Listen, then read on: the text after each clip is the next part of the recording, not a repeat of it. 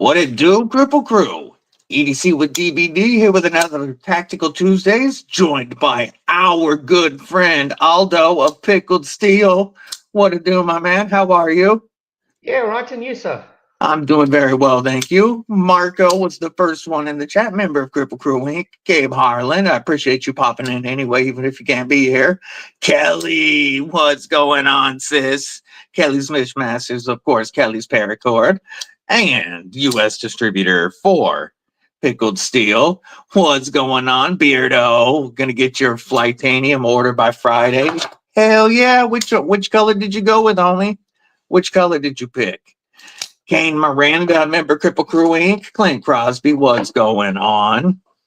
So we're kind of continuing Blade Show weekend a little bit here, but with our South African variety, because our homeboy that has dropped so many awesome knives already, like channel favorite and last year's budget knife of the year, the Pickled Steel Warhog, a workhorse, just pure workhorse in the Rhino. You know, we've got my absolute number one best dollar per dollar knife in the Freya stuff we do edition, and much, much more. Also, now we are getting to see. I gotta say, brother, I love this knife. I am giving one of these away this weekend during the 1 year anniversary live stream, because when people get this in their kitchen, they are going to realize what a difference maker this is. Yeah, look, it's ugly, but damn, it works well, eh? Oh man, does it work? The Bush Ulu is a crazy kitchen knife, and I would be remiss to leave out the Pickled Steel and Full Knives Impala Hunter, the best dollar for dollar fixed blade, coming in always under $60 with code Crippleton. Kathleen Smith, member of Kripple Krew Inc. Good morning. But he's got new knives, new stuff coming to the US, and some changes to knives that we've seen that we're about to see. Marco, member Kripple Krew, good morning, my man. So I'm going to kick it off to you, and I just want you to talk a little bit about what Pickled Steel's up to. Scott, Aries EDC, what's going on? So, hey, everyone. How's it? Aries and everyone else. I'm not going to greet everyone individually, but as usual, fire away with questions or whatever. We're just going to try and have some fun. Thank you for the opportunity again to chat to you guys. I really do appreciate that. So over the last while, it's been pretty busy. We've got a couple of knives that we're busy wrapping up. The Jackal, which you guys would have seen, is in the pass around group currently. The original version, I've got the production version here with me. I'll show you what it's going to look like. I'm going to show you the new Weasel, which we redid, which I think is going to be an absolute winner. So there's a couple of them currently going through production and prototype testing. There's another folder that we're working on, as you are aware, with Aries. Yes, I'm excited for that. That's So currently going excited. through its paces, so I'm not going to say anything more. We'll just leave it at that. But it's currently going through its paces, so that's fine. Then there's a couple of new models that we launched now recently. I'll show you that tonight. And then there's a couple of old models that we brought back again. Obviously, having a huge variety, we try and make sure that we rotate the items on availability, because there's no way we can service all of the different models that we've got. So we try and focus on 10, 20, 30 key aspects, and then obviously the best sellers and stuff like that. So I'm going to show you stuff that most probably some of you have never seen, except on the website, if you've ever seen them. So hopefully it's going to be some fun and get some feedback and see how we've moved with the technology and working with Remet and a couple of the others. There's some really cool things happening. So it's been busy. It sounds like it. And then obviously if all goes well, I'm hoping yes, but please don't hold me to this, but I'm hoping we're about 2.5 to 3 weeks away from the Karambit launch. Yes, the Blood Eagle. It's very close to being finished. So hopefully we can get some over to you in July. But I'm really excited for it. We'll obviously keep you guys updated, but that's the one that's the closest now to being finished and ready for production. And then the others are going through their paces. But I'll show you some of them. I think you'll see again, it's not the usual old standard normal knives. We like to we were actually chatting before the live a little bit, as I think trying to get a bit of a different view on knives and shapes and stuff, and being very particular in what we either select or design is interesting. So Yeah, it is very, very hard to stand out nowadays. oh, definitely, definitely. I've actually watched a couple of the reviews on the Rhino, and people that have initially looked at it and then done a review. And I must say, amazingly, the majority of people, when they first see it, it's like, okay, this thing is ugly. Yeah, it looks like a Rhino, whatever. But once they start using it, opinions change very, very quickly on that knife. It's not a knife you're going to take and show off and hope you're going to win a prize with it. That thing is there to work. And I think that's where a lot of people, I want to challenge people and say, put it through its paces and show me what it can do. Take it camping and knock split wood with it on that bevel that you've got on the top there, and go crazy with it and see what you can do with it. My stuff is not there to kind of be shown off. If you want to show off, it's a beast. It's made to do beast work. Yep, and I think that's the main thing with everything that we do. I don't have something I'd love you to go and put in the showroom, and I want you to use it. That's the main purpose of a knife. Art knives are great. I've got some. I keep them. I collect them. But if you don't use it, what's the purpose? That's why I think a lot It's of a our stuff is tool. very practical. Yeah, and I mean it's very It's a practical. tool. And you'll see if you see some of the stuff that I'm going to show tonight, and we talk about this, is why it was there and what is the practicality of it, and why did we think about this design, and why did we use this, and why did we use that. So also just trying to get behind what is the thinking sometimes with what we do around it, because I don't think a lot of people know why we decide on certain things and why we do certain things. And yeah, so we'll chat about that. But we've been busy, I must say. It's been pretty busy, and I think it's a very exciting time coming in the next, let's call it the next quarter or so. That's awesome. Yeah, I got a peek at some of the stuff, and I'm really excited to see it. Derek for real, good morning. He says he uses the shit out of the Warhog. Jim Oh, Cox, that's member good. Kripple Krew Inc. Leon Well, I'm Natoyer, glad. what's going on, homie? Ron Dobbins, member Kripple Krew Inc. What it do, brother? Hope you're doing well. Yes, that you know, this has been on several cross country road trips with me now, and I probably should strop it up again, but I haven't sharpened it yet. I've just used it and stropped it and used it a bit and stropped it to see. And this D2 is just holding. It comes back to I'm grabbing a piece of paper. Comes back. I mean, that's after use and strop. I haven't sharpened it at all yet. And Yeah, it feels great like the Rhino, and it just puts in work. Neil Mack, member Kripple Krew Inc. What's up?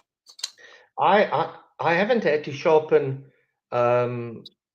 that I carry in a very, very long time as well. And I think again that's the choice for me of D2 is there's a lot of opinions about D2, but I can tell you, for the price, for the edge retention, and for what you can do with it, there's, in my humble opinion, nothing better. There's a lot of great steels, but for what I wanted is, I don't think that an N690 is for me as the top. That's where it will stay. Because there's a lot of what do you call it? There's a lot of specifics around the steel that works for the knife I want to do. I mean, imagine a Freya in a S35 or a M3 knife. I mean, it just wouldn't make sense. No, no, but at under $30, it's insane with D2. And it's a knife that has been on a bunch of cross-country road trips with me. You know, this is the knife that I hand to people when they're like, "Hey, I need to cut something." I'll hand them this knife because I don't care what they do with it. We were at the campsite in Texas after my father-in-law passed. We went there with my sister-in-law and her family. We were out there camping, and I got asked several times for a knife. And this was the one that got handed to them every time. I come home. I haven't stropped it yet since that trip. I stropped it before the trip, but I haven't stropped it since that trip, and it's still just working, and it's never been sharpened. I see stuff we do is on the live as well. Yes, welcome stuff we do. So just to note, I believe, and Kelly can just help me right if I'm wrong, but I believe there's only 2 SWDs left. None in South Africa, and I think the last 1 or 2 is with Kelly. She's got the last ones that is ever going to be available until the new colors come out in future, and that's still obviously going to be a couple of months or so. So Sure. if anyone So wants the to pick last it up, red ones are available right now. yeah, I think it's 1 or 2. I'm not sure. I think there might actually only be 1 left. I'm not 100% sure, but that's it. That's the last red that you're going to see in most probably forever. Yeah, and this is such a phenomenal knife. If you guys don't buy those before the end of the stream, I'm probably going to get one to use as a giveaway this weekend. Yeah, And because I could just have Kelly ship it to the winner.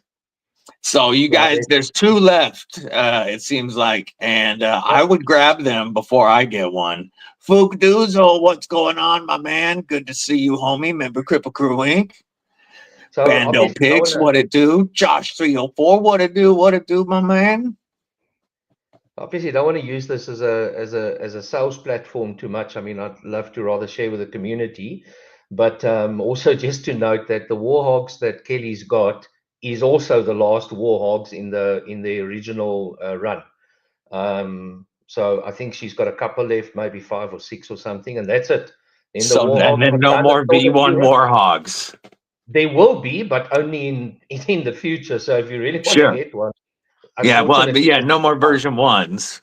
Yeah, and remember as well, we've got that very cool special now for Father's Day where I think I did lose my head, but that's just how it goes. Yeah, this is nuts, folks. This is nuts, folks. Yeah, Kelly says there's 3 Warhogs left. 3 Warhogs and 2 Freyas, and that's it. 2 black, 1 green on the Warhogs. And if you buy 2 knives from Pickled Steel, we'll give you, through Kelly obviously, we'll give you the most expensive one at half price. That's crazy.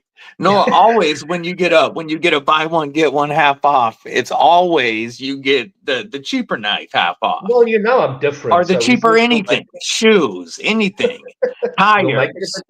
Tires are all the same, but that one doesn't make sense. But when you're buying anything on a BOGO, you get the cheaper one. So check the US stock tab. Kelly, if you want to drop the US stock link, I will pin it. And that, folks, buy one, get the more, or buy 2, get the more expensive one half off. That's ridiculous.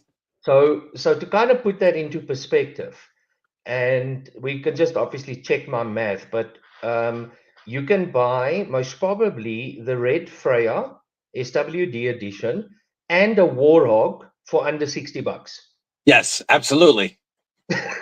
That's crazy. So yeah, I've gone crazy. That's ridiculous, folks. You can get last year's #1 budget knife of the year and my current overall best value on the knife market together for less than $60. That's insane. So people ask me why do I do that? there's only 2 of these and 3 of these left. So there's Yeah. only 2 of those deals. Only 2 people can pull that off. So the reason people ask me why would you do that? You know what? As when it starts going out and it sells, it gives me the opportunity to bring new ones in, and it gives me the opportunity to start the new runs earlier.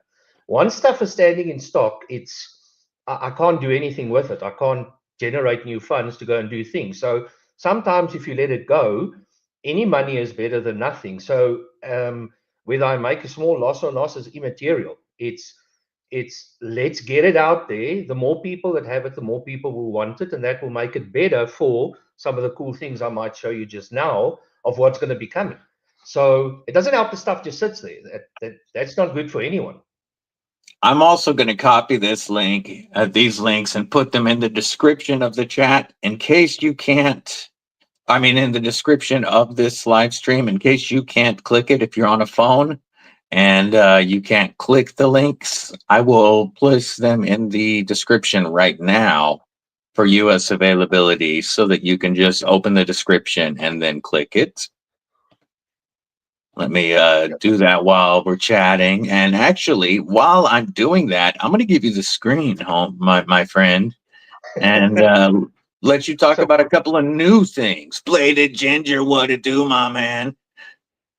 How's it, everyone? Okay, so let me start with I want to start with a very controversial knife. When we originally brought this knife out, it was a Remet design, and we made a couple of small changes to it, and we called it the Odin.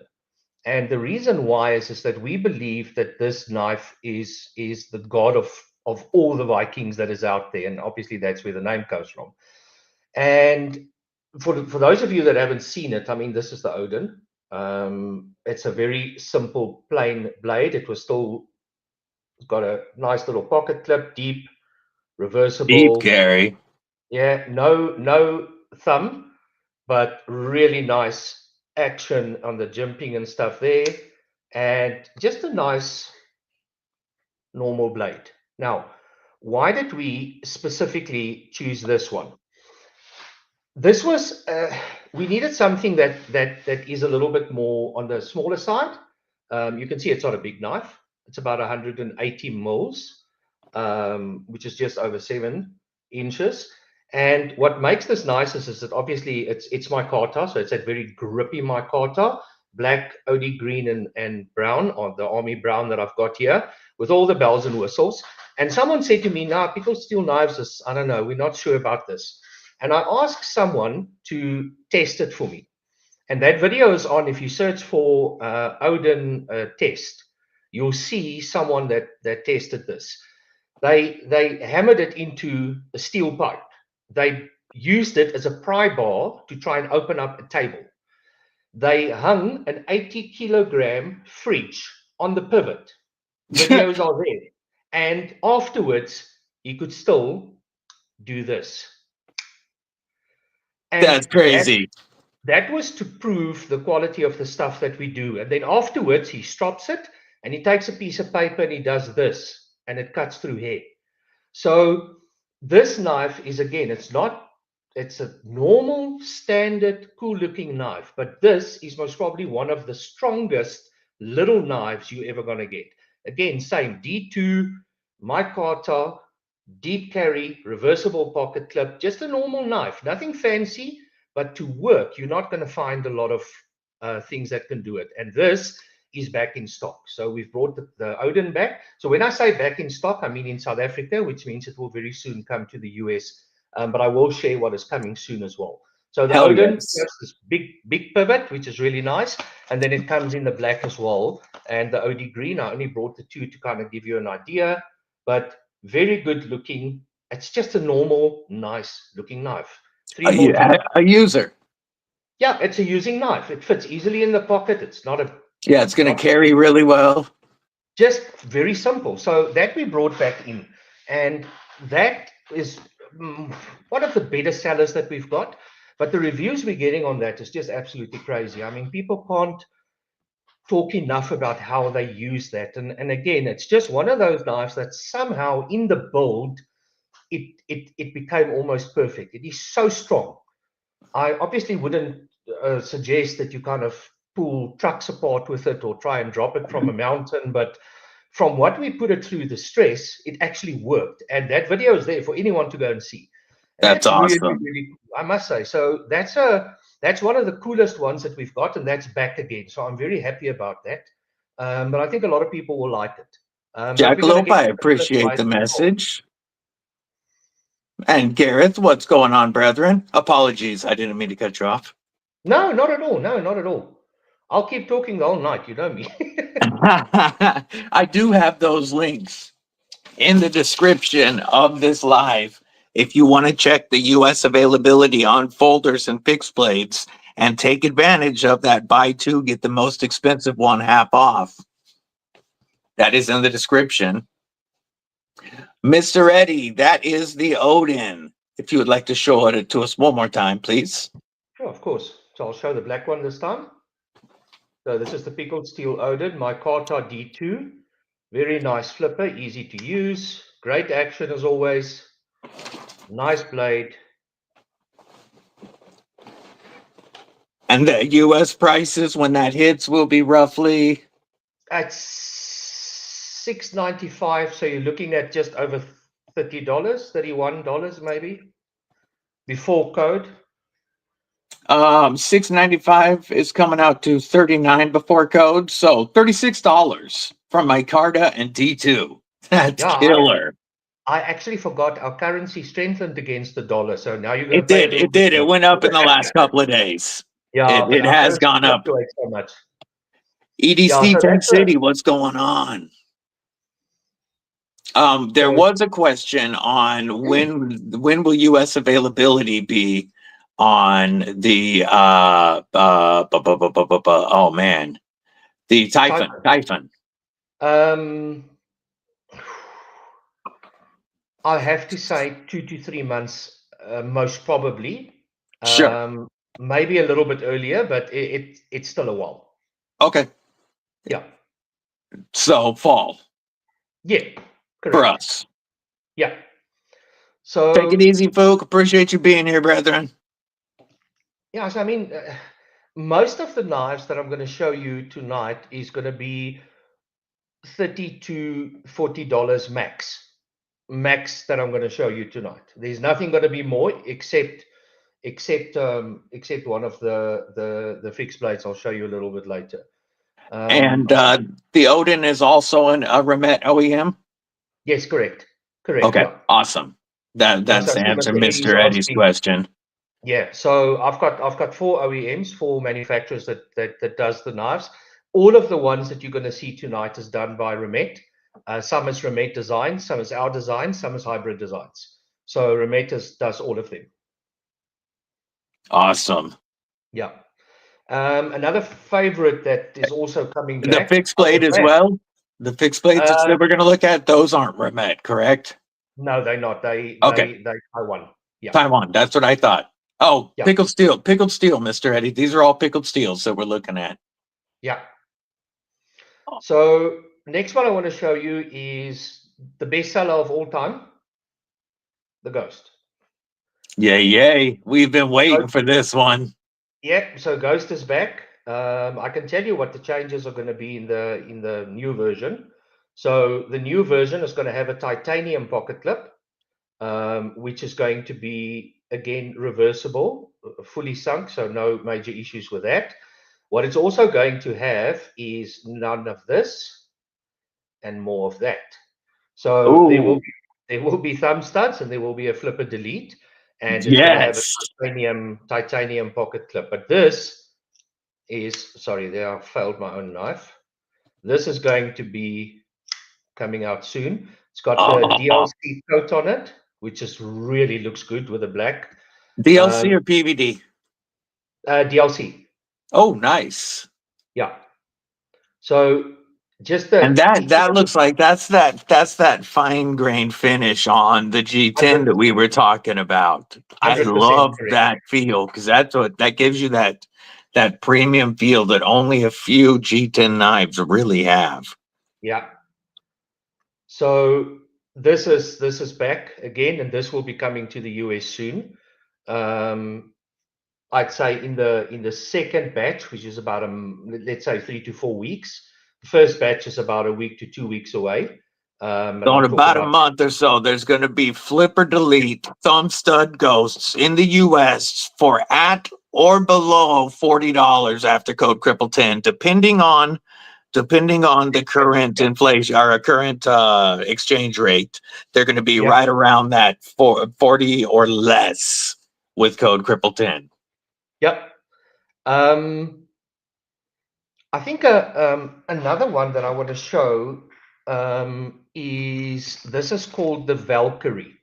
Now, the Valkyrie is, in my humble opinion, one of the most underrated knives that there are. Comes in G10 black and then in my car top brown and green. So just to kind of give you an idea what this looks like. So this is your Valkyrie. I like that green micarta. Yeah. Again, same pocket as what we always use. Front flipper, very slim profile. But if you look at the blade, Got you've a got nice this. little poon. Yeah, and it's exceptionally handy. Very much gentleman carry. Again, not too big, but very, very nice knife. So again, this is something that we haven't had a lot of, and this also is available in premium titanium with M390 in green, purple anodized titanium with the M390 blade. Ooh, As well as the normal titanium silver color. So I yeah, this really is want to get a titanium one now. so they really cool. Liner lock, just again, simple, nice little gentleman's carry with a front flipper. Runs on bearings like all of the other knives. Nice little accent just to break it with aluminum on this side, as you can see. So yeah, it's just again nice, normal EDC. But again, don't make a mistake. This thing is hardworking. This thing is not gonna play around. Yes. No, and I like the long, sleek blade with the harpoon because the poon really lets you lock in on something that has a thinner Correct. handle. Correct. Let's see, titanium M390 would be, yeah. So look, the thing is, a lot of people say, so why don't I bring out more premium knives? And simple thing is premium knives come at a premium price. For me to manufacture a couple of 100,000 of budget knives will come in at X dollar price. To do the same minimum quantity on premium will cost me 10 times the price. Sure. And it's not, believe it or not, for every 100 budgets that we sell, we might sell 2 premiums. So a lot of people want it, but a lot of people don't buy it. So then you sit with stock and stuff. So we do them randomly, ad hocly, purely because of it's not that much in demand. A lot of people say, but it's not that much in demand actually. People want the budget stuff. But Yeah. that's my opinion. When we see a couple of them over here, we'll have Oh to see yes, how they do. Definitely it's a big difference in the South African market for sure, where agreed. like the Ghost is your best seller of all time. Yep. Mr. Eddie, you say that you haven't handled Pickled Steel yet. With their Father's Day sale right now, that is linked in the pinned comment for US availability or in the description. If you click the US availability folders, there's only 2 of these left at all. The Stuff We Do edition Freya's and 3 of the Warhogs, designed by my homie Johan Jordan. And these right here, you can pick both of these up for under $60 right now with the Father's Day sale. Buy 2, get the most expensive one half off. So if you click that tab, you pick up one of these and one of these, you're going to get my best budget knife of 2024 and my top overall value period for under $60. That's nuts. There's only 2 people can do that today because there's only 2 of these left, period, of the Stuff We Do edition Freya's. Henry Yep. G, what's going on, my man? How are you? Jesse, what's up, homie? But so the Stuff We Do Freya has some of the this is just one of the best user knives I have used, and this has gone with me on my multiple trips. And this is the knife that I hand to everybody when they ask me for a knife. It's just so easy. It's light. It's the ergos are phenomenal.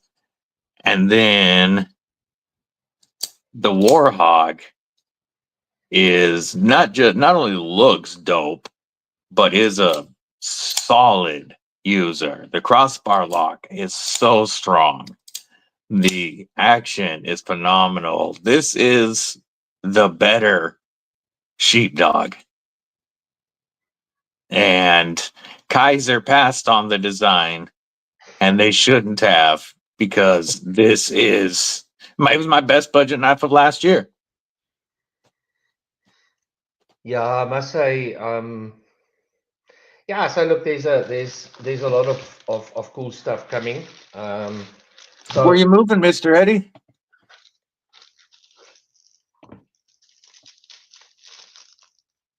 Oh yeah, I should have just left Kelly's link pinned because Gareth screwed us with his links. You yeah, but failed, Gareth screws Gareth. everyone. Yeah, but Gareth screws everyone.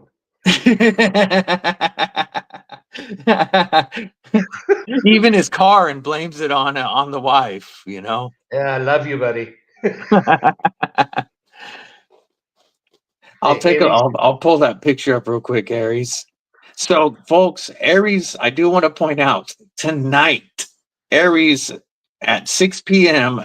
Eastern on his Etsy store is dropping 6 spikes. I'm going to share the other picture in a moment as well, Aries. But first, we're going to look at these spikes real quick.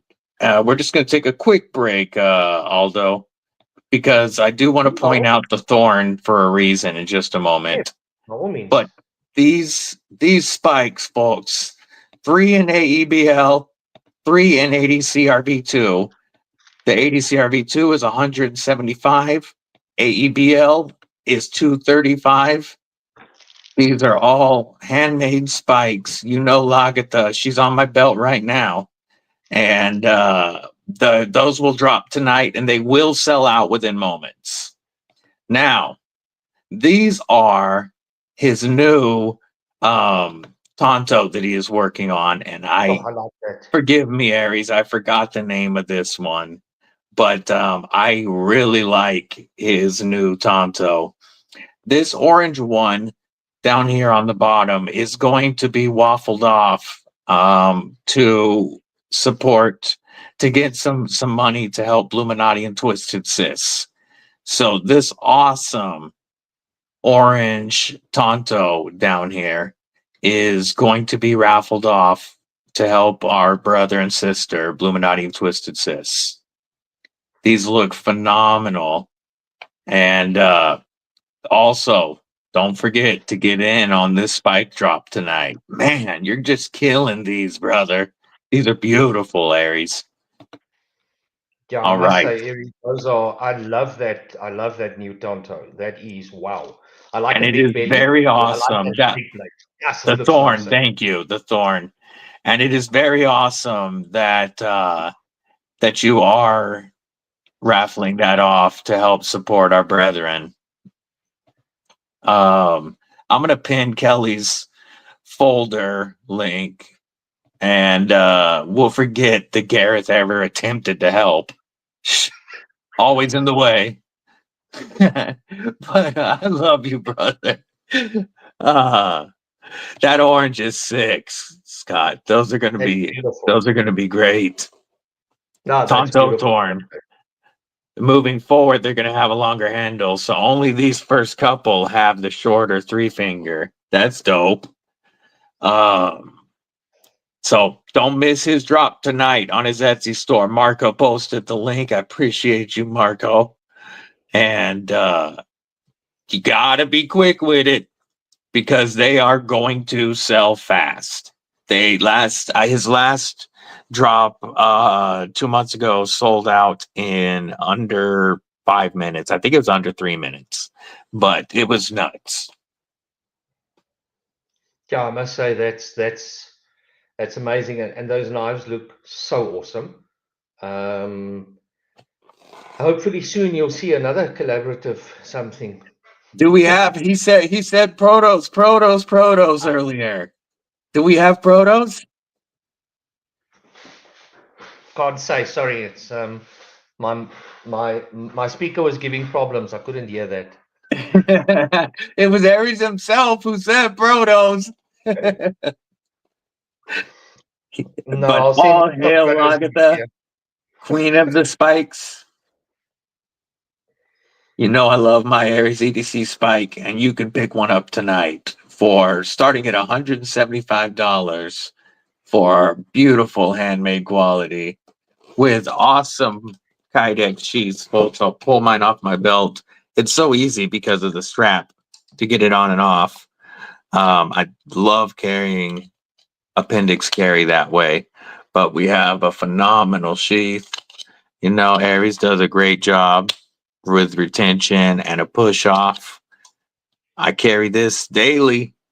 This is my cross country fixie, and has been my most carried knife of 2025 so far, by far, even more than the TRM Atom.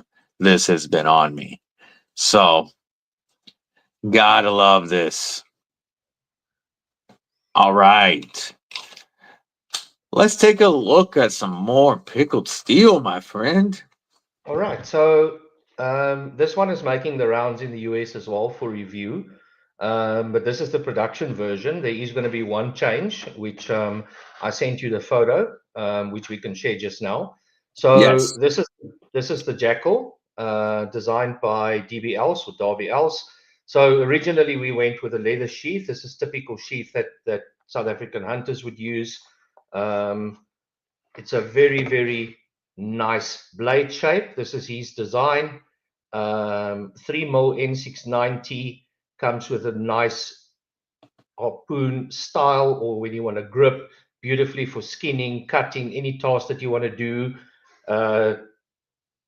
We've got our brass tubing, 10mm tubing, or sorry, 8mm tubing that we've got, and beautifully contoured G10 with a lanyard hole at the back. So nice little EDC fixed blade. And I'm going Not to a bad show you size. that the sheath that is coming, the change in the sheath, I'm going to pop up on screen real quick, will Yeah, make it so much easier to EDC. yeah, so we decided to drop the leather sheath, and Yeah, this they is just the didn't Jackal, arrive in folks. time. This Yeah, is the Weasel that we'll talk about in a bit. But this one yep, right here is the Jackal on the left. And so we will be rocking a Kydex sheath, making it easier for EDC than the leather sheath. The yep. leather So sheet those is are great definitely for a hunter knife, and I know a lot of folks in South Africa carry with the leather sheaths. That's the standard over there. yeah. But for over here, EDC stuff, the Kydex is definitely preferred because it gives us more options and ways to carry. Correct. So I was hoping to share them tonight, but they're only arriving, I think, tomorrow, by me, the prototypes for the Kydex, so I can check that.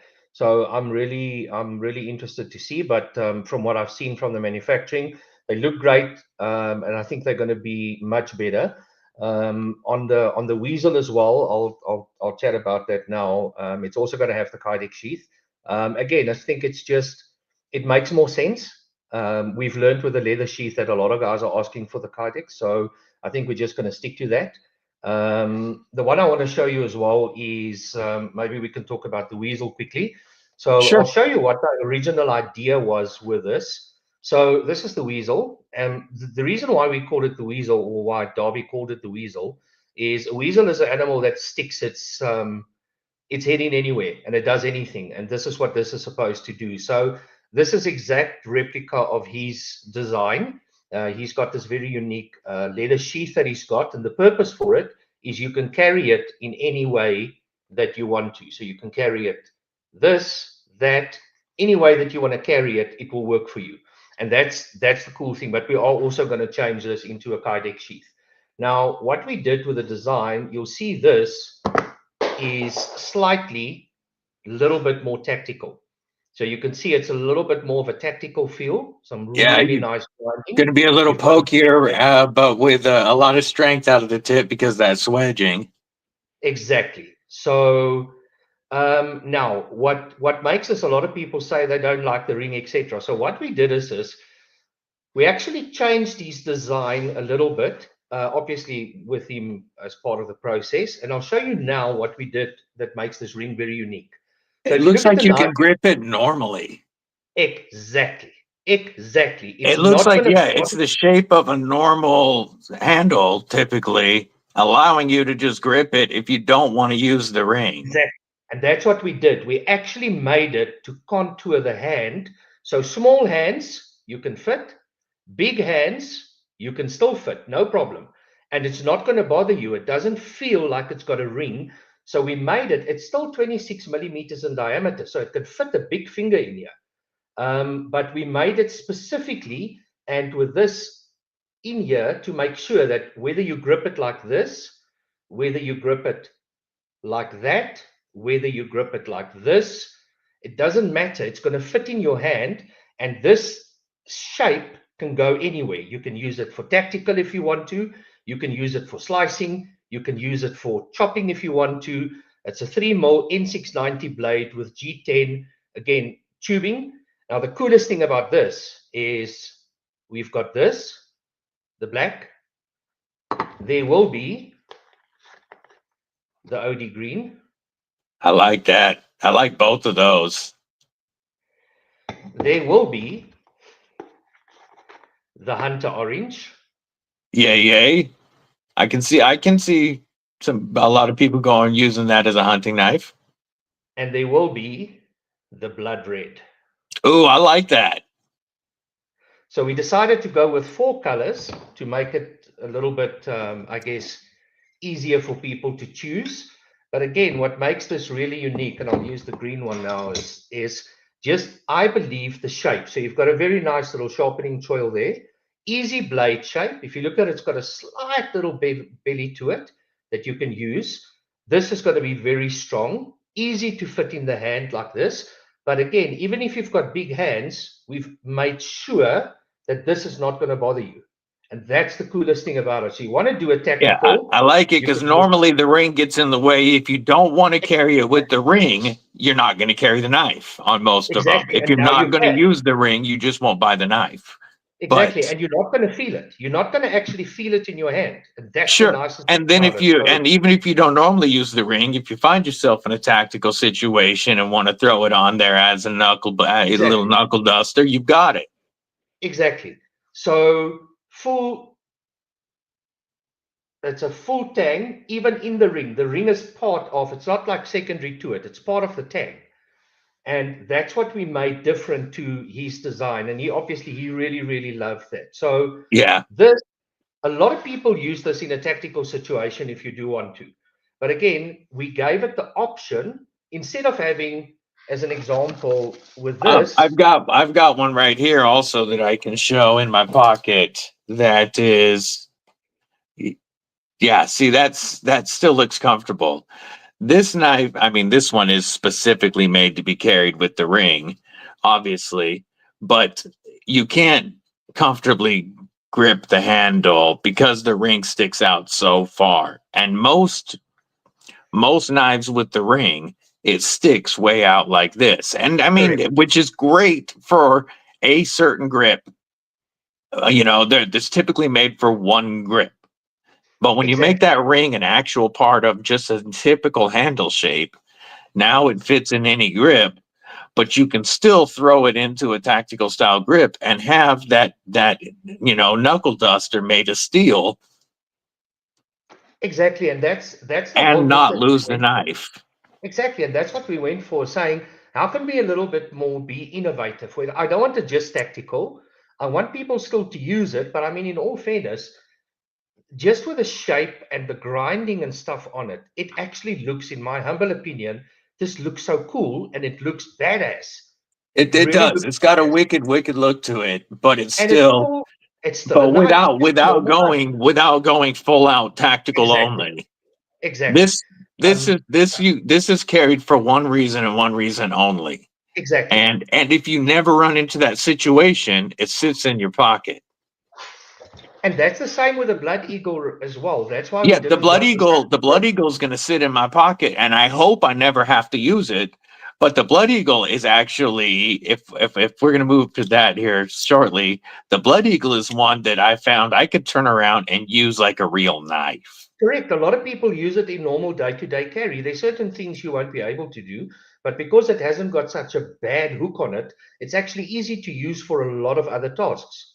Yeah, this is a knife that I I carry for one reason. You know, if this when this is on me, it's a knife that again I hope I never use. Whereas the Jackal, or the Blood Eagle, I hope I never have to use for this reason, but I can use the knife for everything else. Yep.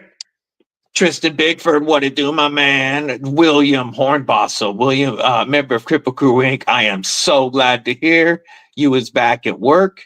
His will be done. Welcome, welcome. I hope that kind of explained the why the ring on a knife for you. It Yeah, I helps. see. It helps one for grip in certain holds, and even in that, like he's showing right now, even in a forward grip, it can help you keep the knife in your hand, keep it slipping. Whereas, and then if you ever have to rock it for a tactical reason, you have something you can punch with, and Correct. you've got a blade, and the Yeah. knife's not going to fall out of your hand. Yep. I see Gareth is asking, he asked two questions. Do I have a claw? Unfortunately, I don't have a claw with me. But Gareth, also the black one, all of these are in South Africa. They're with me. So yeah, I've got all of them I here think with me. Garrett's going to grab one of those with Yeah, the original sheath, the black with the original one from while they're in South yeah. Africa. Yeah, I mean, these are the original prototypes, so they buy me. So I'll gladly, I'll gladly chat with you. It's no problem at all. But again, I just think this is going to be a very big. It's a when I saw this with from Darby, I just said to him, "This is something we have to do."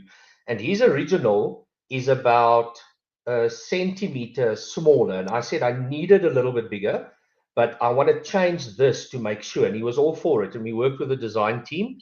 And it came out, in my humble opinion, it came out pretty perfect. I think this is, and again, to put it into context, this is a sub $50 knife. Yes, crazy. N690. Kathleen, leather sheaths are far more popular in South Africa. They are. There is a much smaller call for kydex because everybody has carried leather forever and they still do. Correct. And Yeah, 100%. and you know this is one probably the most popular South African sheath design. Correct? Correct. It's something like this. 100%. Yep. Yep. 100% correct. And that's why we originally thought of being making it a little bit different with this Yes, hand stitch which the whole thing, which gives I you the am going to have option. to But reach out to talk to you about one of those prototype sheets offline, you and me. yeah, sure, not a problem. But I look, But what's this Gareth say? Yeah, it's for old people like me. No, definitely, Gareth, it is for old people like me. We like our leather because we grew up in the days of Harleys and Metallica, not Justin Bieber like you.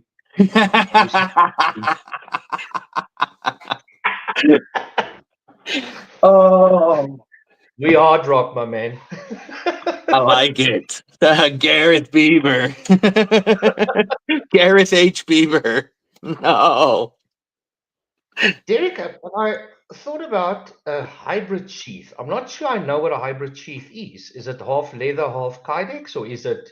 Yeah, I'm it's not it's sure. it's popular in it's gaining a lot of popularity in holsters because you Okay. have a kydex on the inside that holds it in, but it has either No, but then leather later. on Oh both yeah. sides Mhm. or leather on the inside to make it smoother against the skin.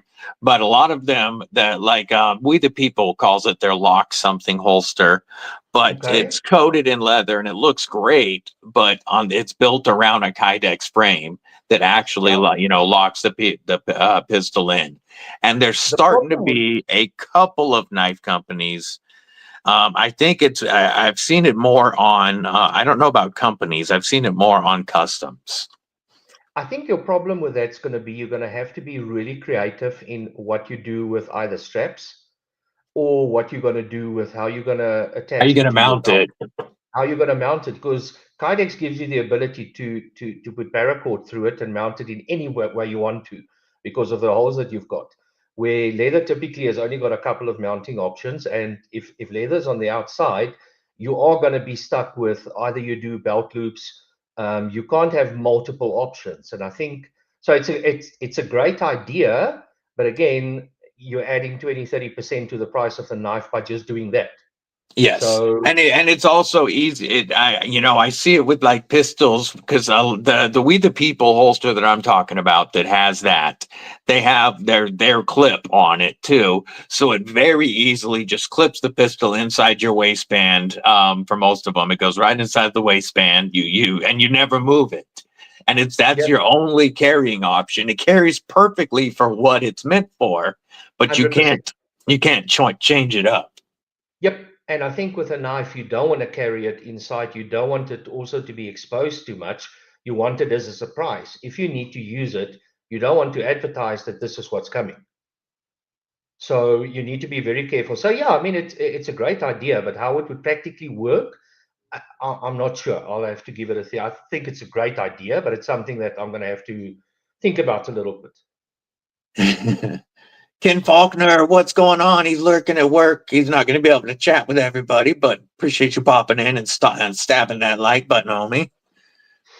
So Never Dies, what's going on? And I also saw, welcome, by the way, and I also saw, I thought, the Tobster, another new folk. Welcome. Ron Dobbins with the $2 super chat. I appreciate you, brethren. Says, love you, brother. Hit that thumbs up, everyone. I'm going to give you a Warhog acoustics. Love it. Love it. And big shout out. I appreciate your support. Much love, Ron Dobbins. Thank you.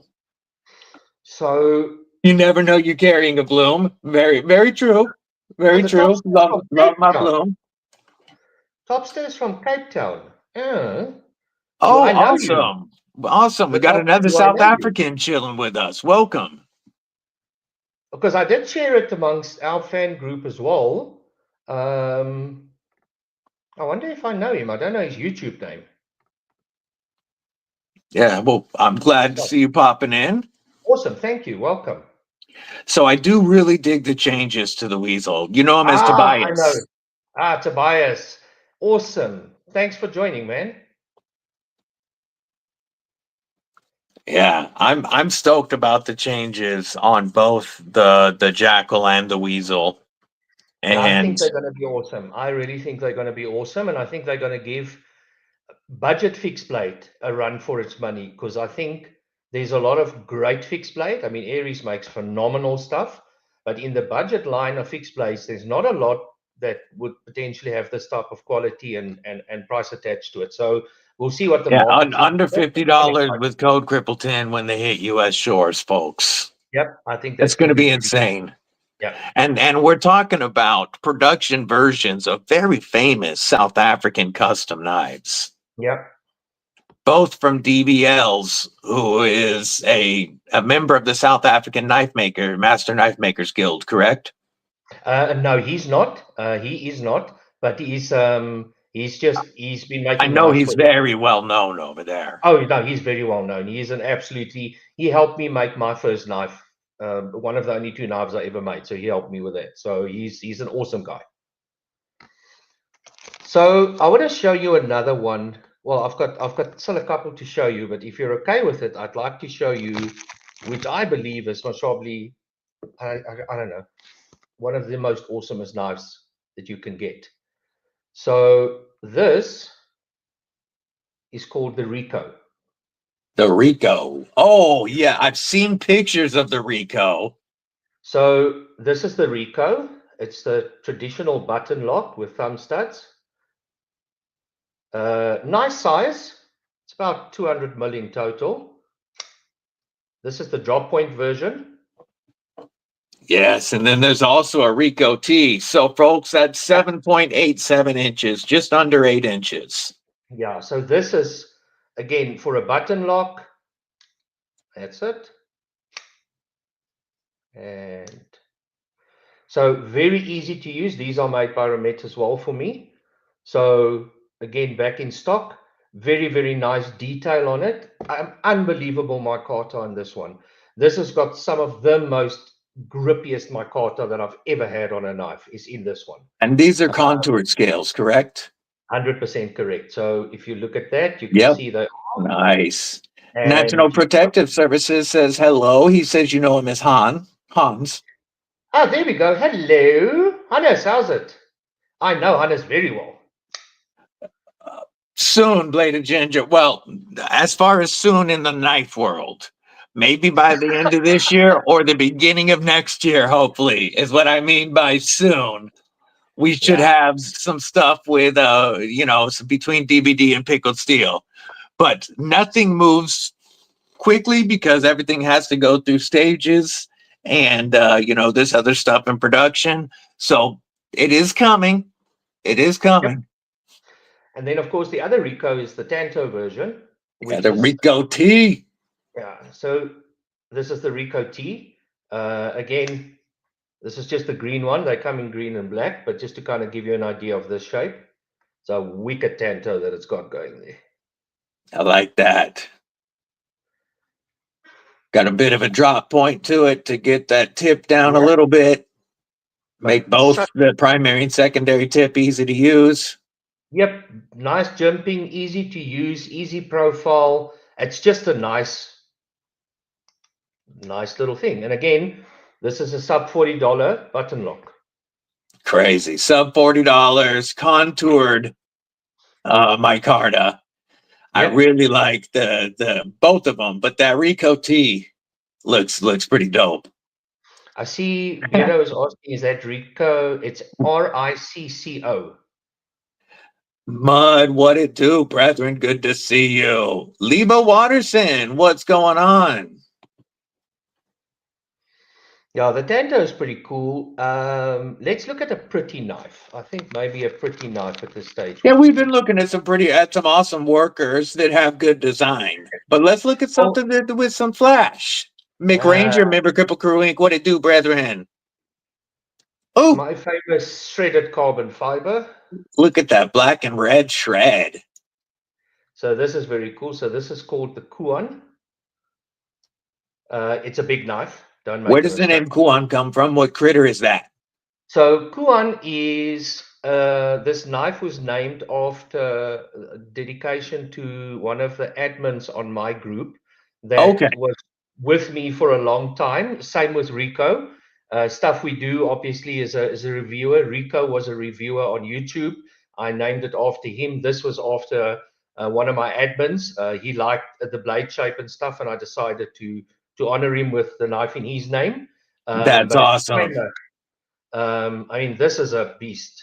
If you look, I love that blade, and that black looks phenomenal with the black and red shred. Is that a PVD or a DLC? That's also DLC.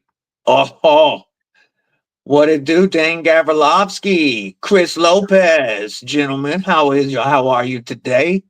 Of course, Kelly wants the red, Brian wants the blue. I want the red for sure. So that these come with a red carbon fiber coloring. It comes in a blue, and then it also comes in this one, which is the black shred. Oh yeah, like a black marble shred. Yeah. That one might be me all over it. Yeah, this is, I must say, they do look pretty cool. That snap when that comes out. Yeah, these just came in, folks. So they're still oiled. Like these are fresh. Yeah, I must say the sound on this one. Oh, those acoustics are nice when that snaps out. Yeah, so this is a really nice. So this is just nice, good, big looking, just awesome. It's just absolutely awesome knife. So the Kuan is also back now. So this is really, really nice. We need a Kelly edition with purple shred. She's got And a whole Josh perfect. 304 asks if you have a blue one to show. Yeah, hold on a second. Let me get one for you. Yeah, we could do a KMM edition of the with purple. So obviously everyone is unique in the way that the shredded is done. So here's your blue. Yes, and every one of them will have a different pattern. Correct. So there's the blue. Some are going to have more blue, some are going to have more black, some are, Yeah. and they're all going to look wild. Yeah. So there's the blue one. The blue is nice, but I like the red and the black better. So those are some of the cooler ones. Then I'm obviously keeping the best for last. You know that, right? Sure, of course. That's what you got to do. So the next one I want to show you is the spoliator. So you would have seen this. So this is the new generation spoliator. We've got the one in TI M390 as well. You guys would have seen that. But this one specifically, we did a couple of changes on it. And I'll share with you now why we did this. So the spoliator is a carbon fiber D2 blade. And you'll see specifically we did this. And I'll share with you now why we did this. So two changes to it. One, deep carry, full reversible. Nice. Changed. And is that the same? Which okay, yeah. Looking at the clip, looks good. Looks good. I like it. Reversible is awesome. Yeah, and then obviously the blade shape that gives you multiple deployment options with your little hole here. The reason why we did this is a lot of people said they love the spoliator, but the carbon fiber, they started slipping. So we said, all right, well, let's make it grippy. So just by adding these little grooves changes the whole feel of the knife, because here your fingers go into that, and here, if you want to, this goes in here. So all of a sudden you change the whole feel of the knife by just adding those three little things in it. Yeah, and we have actual grip to it. Yeah, the blade shape's the same, everything else, but we just added that and we changed the pocket clip. And immediately it made a massive difference in just the way it came out. So you've got this beautiful satin. So that's the one. And then the one that I obviously like a lot more, and I think you will too. Yes, I like the black spoliator. Yeah. So you know what I want to do to a spoliator, but Bladed Ginger asks if that's true carbon fiber or is it G10 under a laminate? It's carbon fiber and G10, not laminate. So that's the difference. So laminate is just a very thin layer that they put on it. This is actual carbon fiber. I'm not quite sure if you can see it. So you can see it's actual carbon fiber with a G10 on under it. So it's not full carbon fiber because that wouldn't stick to your liner as well. So you have to add the G10, but it's not a laminate. It's not just a little stick-on picture. Gotcha. That makes sense. Yeah, So and it does look better with the. You're right, Mick. It does make it look cooler with those grooves too. Exactly. Just adds a little more flair to it. Yeah, I mean, small little changes like that can make a massive difference. Yeah, the spoliator. So, that's such a cool name too. Yeah, so that was one of the first knives that we did, and I had a competition where I asked people to name what they think it would be. And one of my great supporters that has been with us forever and friend, Mervyn Knowles, he's in the South African Police Force. He named it Spoliator because when he held it, he said it spoiled every other knife he's ever had. And he decided the name Spoliator, and it stuck. That's where the name comes from. So our names are, a lot of them are very interesting. That's awesome. We did have a question. When will we see the spoliator in the US? So all of these that you see here, I'm hoping will be in the second batch, meaning in about 3 to 4 weeks' time. The first batch that is coming now, hopefully in the next, let's call it 5 to 10 days, will be the TAC, the Banshee, the Fixie. There's 5 of them. I can't for the life of me remember the other 2 now. It's the Banshee. Blood Eagle? Oh, no, Blood Eagle's batch 2. Blood Eagle will be in between batch 1 and 2. Okay. So You've named 3 knives I want so far. Well, 4 with the Blood Eagle, but the Banshee, the Fixie, and the Tack are all knives I need. I see Mick is asking for the You Primo knew you were going to Warhawk. get this question. I know I'm You going to get it. knew you were going to get this question. No, not yet. No news yet. No news is good news. I do want to point out that our boy Johan Jordan, designer of the Warhog. Oh, I'm not showing the Warhog, the artisan cutlery Clio named for his wife, the Kaiser Parakeet, the Kaiser Quakin, the Kubi Gurkha. I mean, our boy Johan has tons of knives dropping. Be watching Kubi, be watching Kaiser. I can't share the designs yet, but I have seen some knives, and I know we're talking Pickled Steel today, but I'm giving a shout out to our boy Johan. Oh, definitely. I told you guys that you would see a lot of this maker's mark, the double J for Johan Jordan, or Johan Jordan. And trust me, folks, there is some fire coming down the pipeline, as well as more with Pickled Steel. I see Josh 304 saying spoliation is the act of destroying, otherwise suppressing evidence.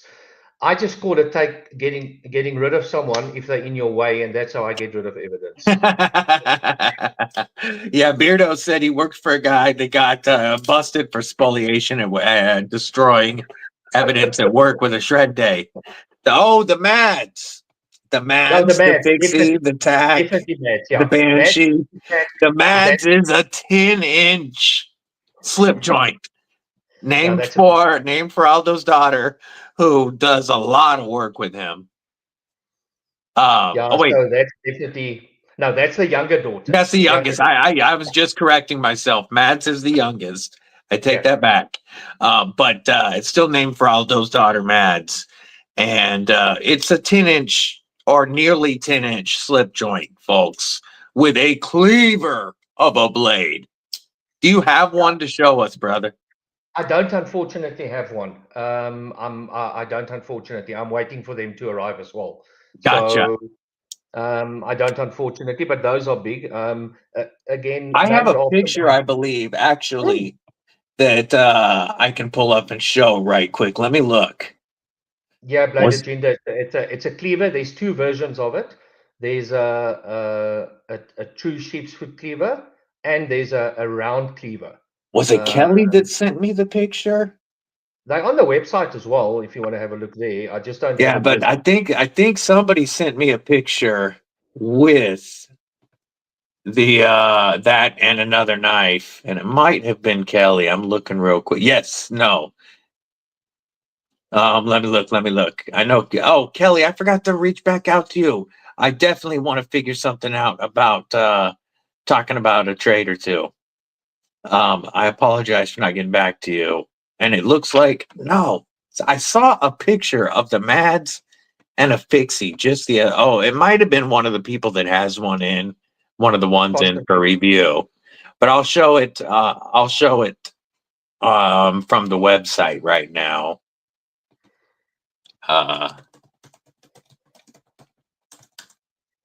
Yeah, this knife is really cool. I'm going to show the red one because that's my favorite.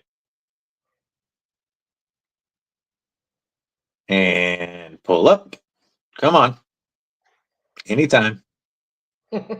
There we go. All right, let me share this screen. We're going to go Inception mode for a moment. And then we'll go to the Mads. So, folks, this is the Mads slip joint in red.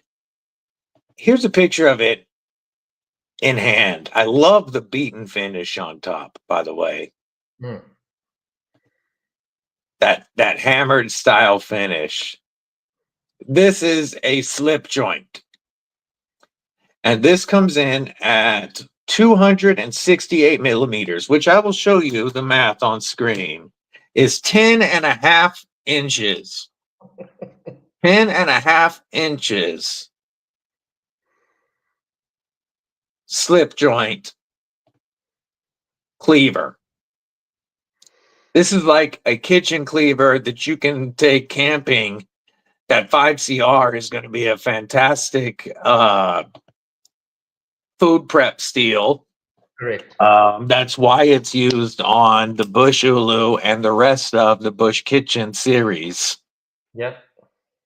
By the way, just for folks that weren't on here earlier, on Saturday's 1 year anniversary live stream, we will be giving away one of these that I got from the Pickled Steel auction, and going to be giving away one of these because I want somebody to get this in hand and use it in their kitchen and realize how useful it is. Plus, you can pop your preferred beverage while you're doing your work.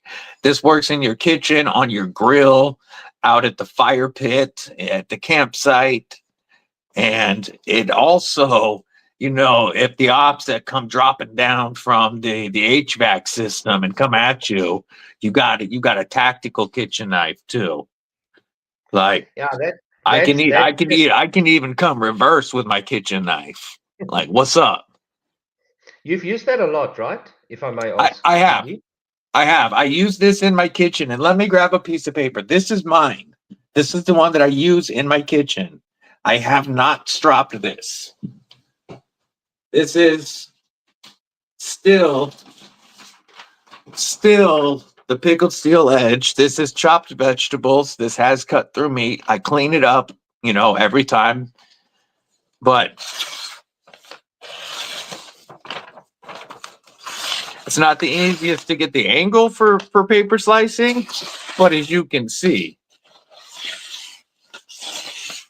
And because of the grind and then this texture, food doesn't stick to it when you're chopping through it. Yep. Terry, 1931 Leatherworks. What's going on, my man? Terry, I've still got your email thread. Don't worry, I'll get in contact with you. Yeah. NPS says in South Africa, 10.5 inches is average. Yeah, it's about average. Yeah, that's about average size. May I ask We will be giving away a Bush Ulu this Saturday. And folks, I am very, very close to 2K subscribers. If we get there before Saturday's 1 year anniversary stream, the giveaway is going to be massive. Is there a Beardo possibility? says food still sticks to him. But yes. Could you bring up the yellow one as well, if you don't mind, on that Mads? I'm going to let the dogs out real quick because they're going nuts. Sure. Give me 1 second. Oh, yeah, no, the deadly daughter is up. She let them out. Never mind. Okay. We're good. I can bring up the yellow one too.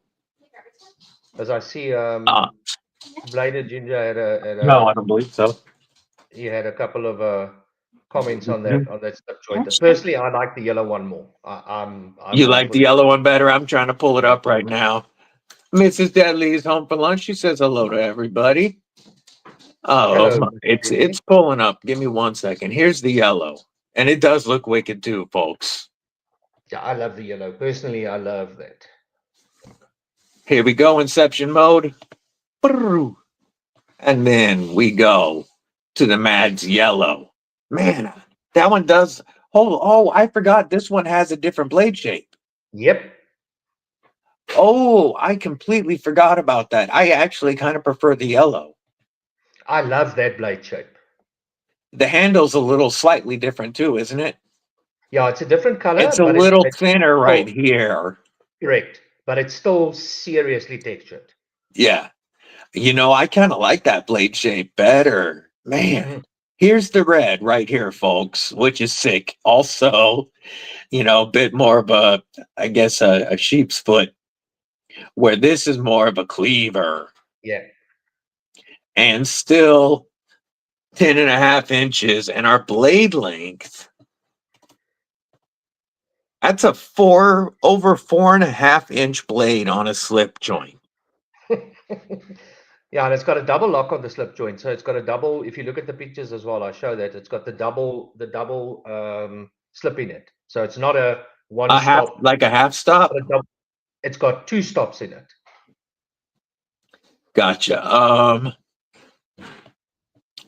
Oh, here we go. Yeah, I see it in the picture. Let me share that real Yeah, it's quick. got the 2 stops in it, which is nice. So you can So obviously, you've if you got a want, half stop and a 3/4 stop right here. 100% correct. Yeah. Nice on both of them. Yeah, 100% correct. They are both so cool looking. I do kind of think I like the yellow a little better, but Yeah, I must say, look, I love the yellow. That's just my personal taste. That is that's definitely one for the book. So that is definitely on its way. So hopefully you guys can get your hands on that soon. Garrett Um, says that's our kid's fifth pocket carry. yeah, like we're used to those big things over here. But Yes, it's so, mud. It's perfect for a kitchen knife. oh, it's perfect. That's It's absolutely especially perfect. with that steel. That's going to be a great kitchen steel. That's, like I said, the same one as on this and all the rest of the kitchen series. Yeah, and the cool thing about it is that because you've got the slip joint, you can actually fold it and put it away, which will take less space. Or you've got the little hole with a typical kitchen cleaver will have, or you can just hang it up if you want to and keep it open the whole time. So you're never going to have to worry about that blade closing on you because of the double lock that it's got on. I like But you can it. use it in multiple ways, or you can just put it in your pocket and carry it.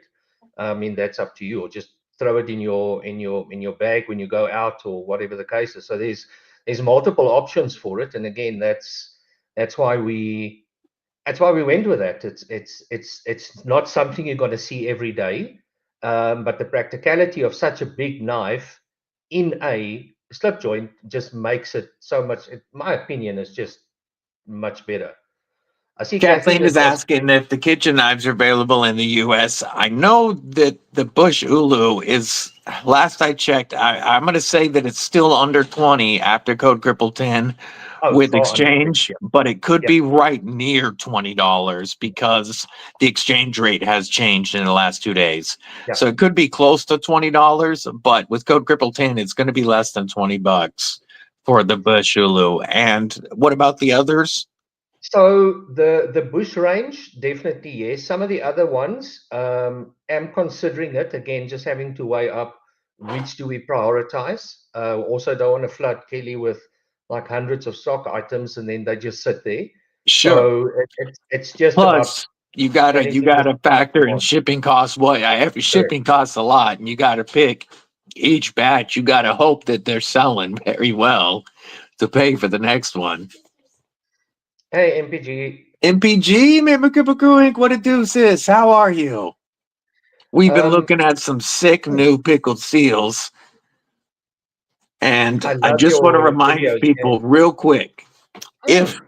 if they haven't already sold out. There is 2 red Stuff We Do edition Freyas in the US, and there's 3 Warhogs. With Pickled Steel's Father's Day sale right now, you buy 2 knives, you get the more expensive one half off.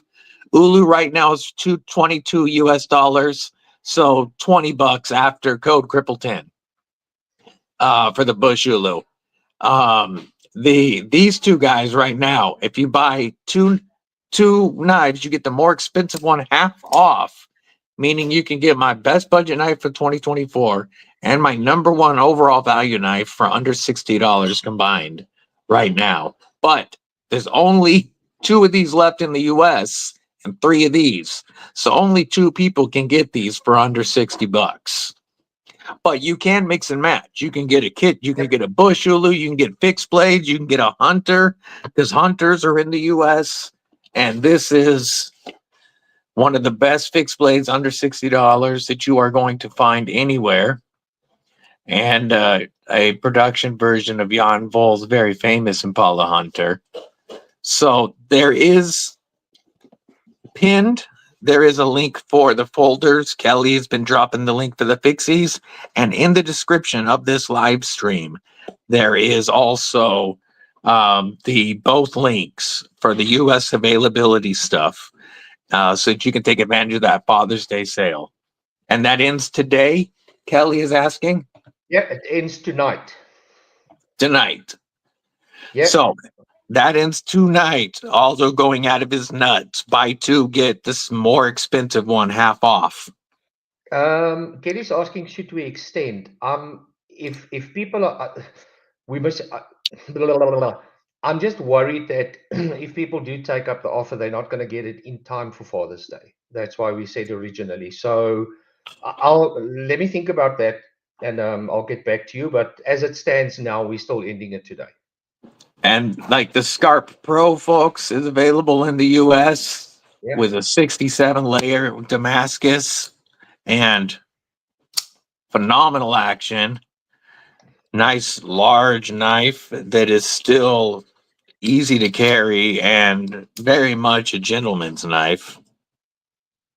True Damascus, you can see the core all the way through with a 9CR core and a beautiful Damascus.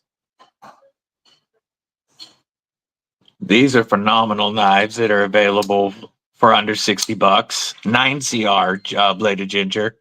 And every pickled steel knife we haven't mentioned yet, from under $20 to all of his stuff, every knife, the more expensive ones, everything is hand finished on a whetstone after it comes off a belt. So they always come with a crazy sharp edge. So I see Bladed Ginger is asking, that is 9CR 18 MOV with mild steel on that Scarp Pro. On the Scarp Titanium, I'll fetch one now and I'll show you, that's VG10 demo. I'll get that. Ooh, those are nice.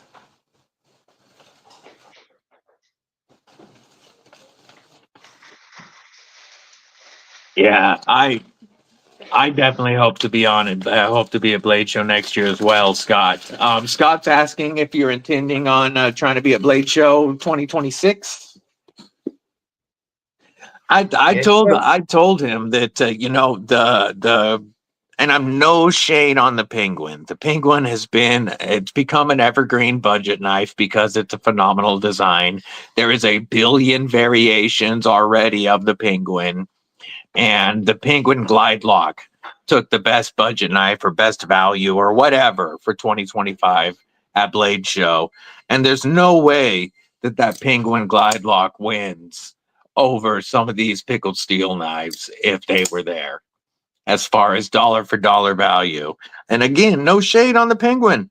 I own a Penguin.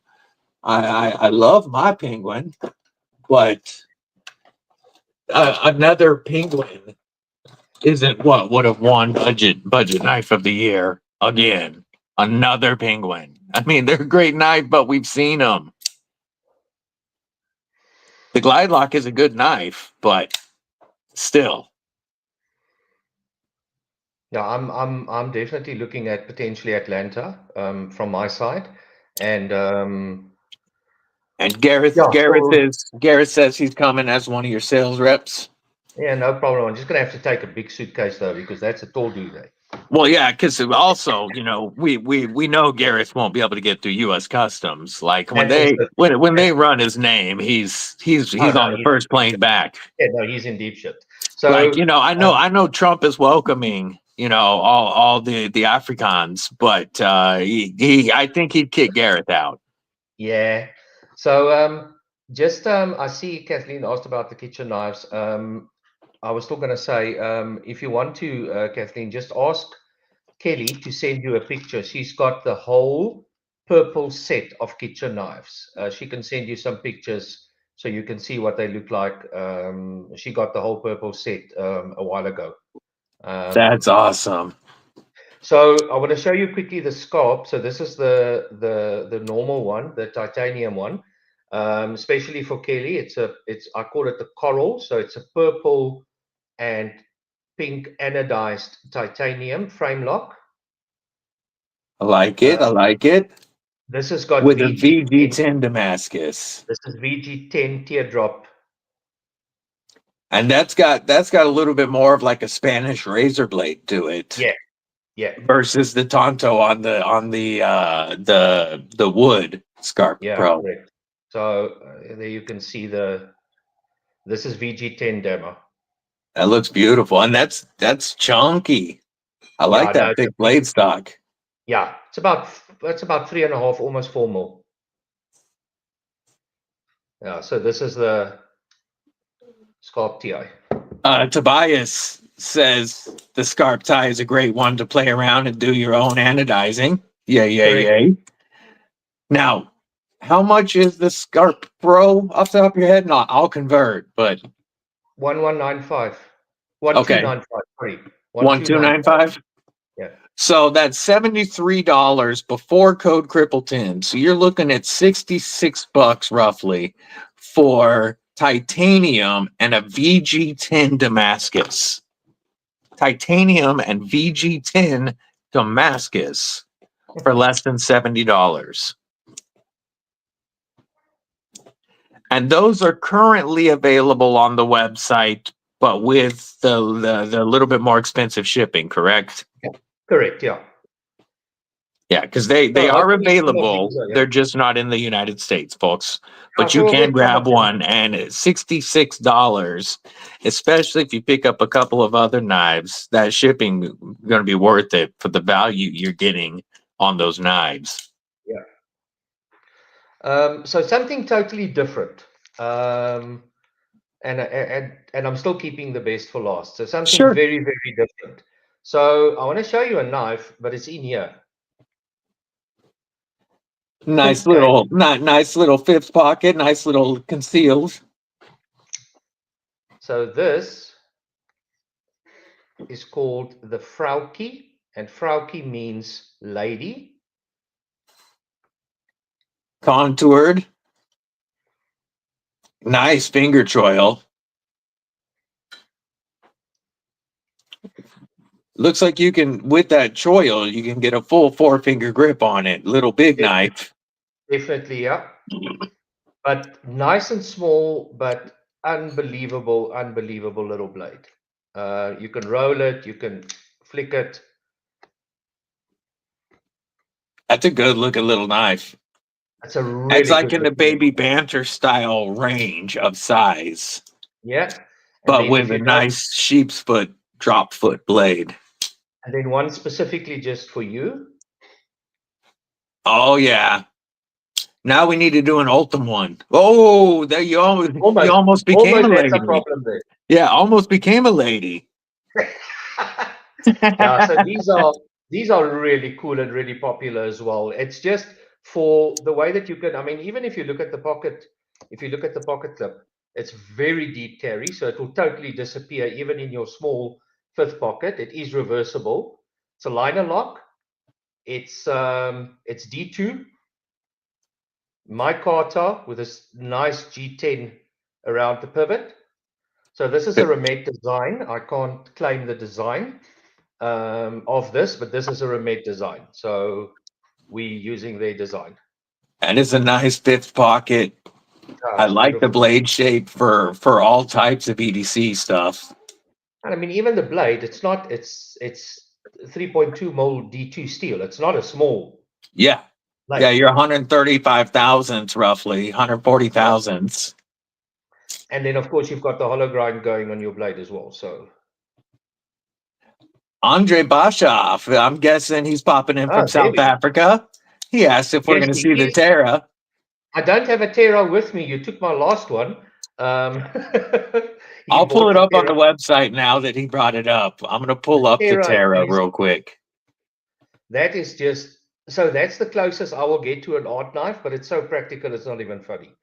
It runs on ceramic bearings. It's also black washed Damascus with engraving. You'll see it now. That's crazy. Here we go. Inception mode right quick. 2, there we go. Look at that. So that stabilized bull with engraved etched bolster and then full Damascus on that blade. On that wicked blade. We're going to hide this and we're going to do this. Got a skull on the back. All the burl, every one of them is going to look different. Correct. Because it's all coming from natural wood. So your pattern on the burl will be different on every knife. So will your pattern on the Damascus. Like every one of these is going to look different. Correct. And we are looking at 200 millimeters. So just under 8 inches. No more of those, though. He got the last one of this run. Yep. So interestingly, if you go to the conversion and you look at the conversion in dollars, you're going to get a bit of a fright when you see the price. Look at that backspacer. Yep. I like how that backspacer is. Oh, wow. Yeah. So if we do this real quick, folks, we go 1, 4, 9, 5. After code Crippleton, that knife would be $76. Yep. That's crazy.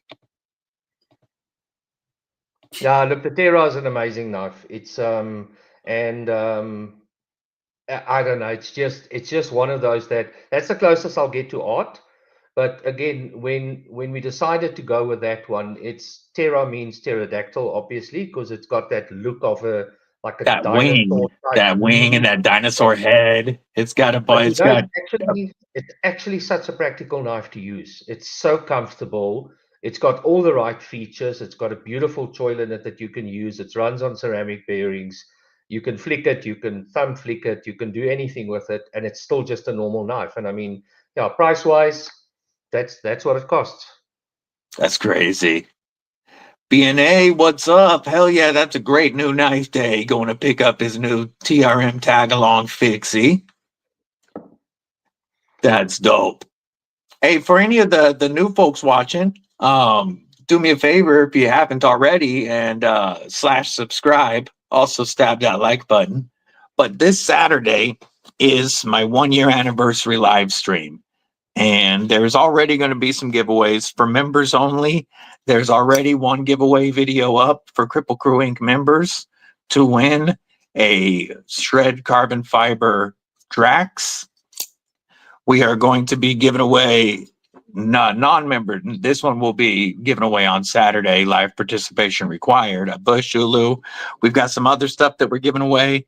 And then if we hit 2K subs by this Saturday, which I was pretty close before the stream, but if we hit 2K subs by Saturday, then it will be a much larger giveaway. Currently at 1.98K. So very close. But I need less than 20 subscribers to make that to happen. Yeah, look, I think I think you're definitely going to get there. I don't think you're going to have any issues there. So that's hopefully going to happen soon. I appreciate that. All have the opportunity to get some cool prizes, and so maybe, as I said, I left the best for last, in my humble opinion, and maybe it's time. Sorry, let's just first. First, I want to give Knives Alive, Yeah. Cal, a shout out. Yo, my dude, he says, member for 2 months. I truly appreciate your support. Here's a flag and some Warhog acoustics. Gotta love it. I appreciate the support. Thank you, my friend. All right. So this knife is something that appreciate you guys showing those emojis. So your support for Cal. But go, I cut you off. This is something. No problem. Sorry. No, apologies. This is something we've been waiting for a while. It's something that I've wanted to do for a while, is not just like with the access lock that we've got on the Warhog, but do something a little bit different, but a little bit more, let's call it more in the budget range. Not that the others aren't. So we brought out the Snap. Snap is, because of the sound and the way that it closes, you'll hear it now. But this is, I honestly think this will be the best seller by the end of the year. I am very, very excited for this one. So D2 access lock, it's got a nice plate when it comes to your reversible pocket clip. Colors, this, and I'll show the other one now. But what makes this really nice, if you look at the shape, and I'll show it on the black one now. I love that little boom, that little thumb curve right there on that spear point-ish blade.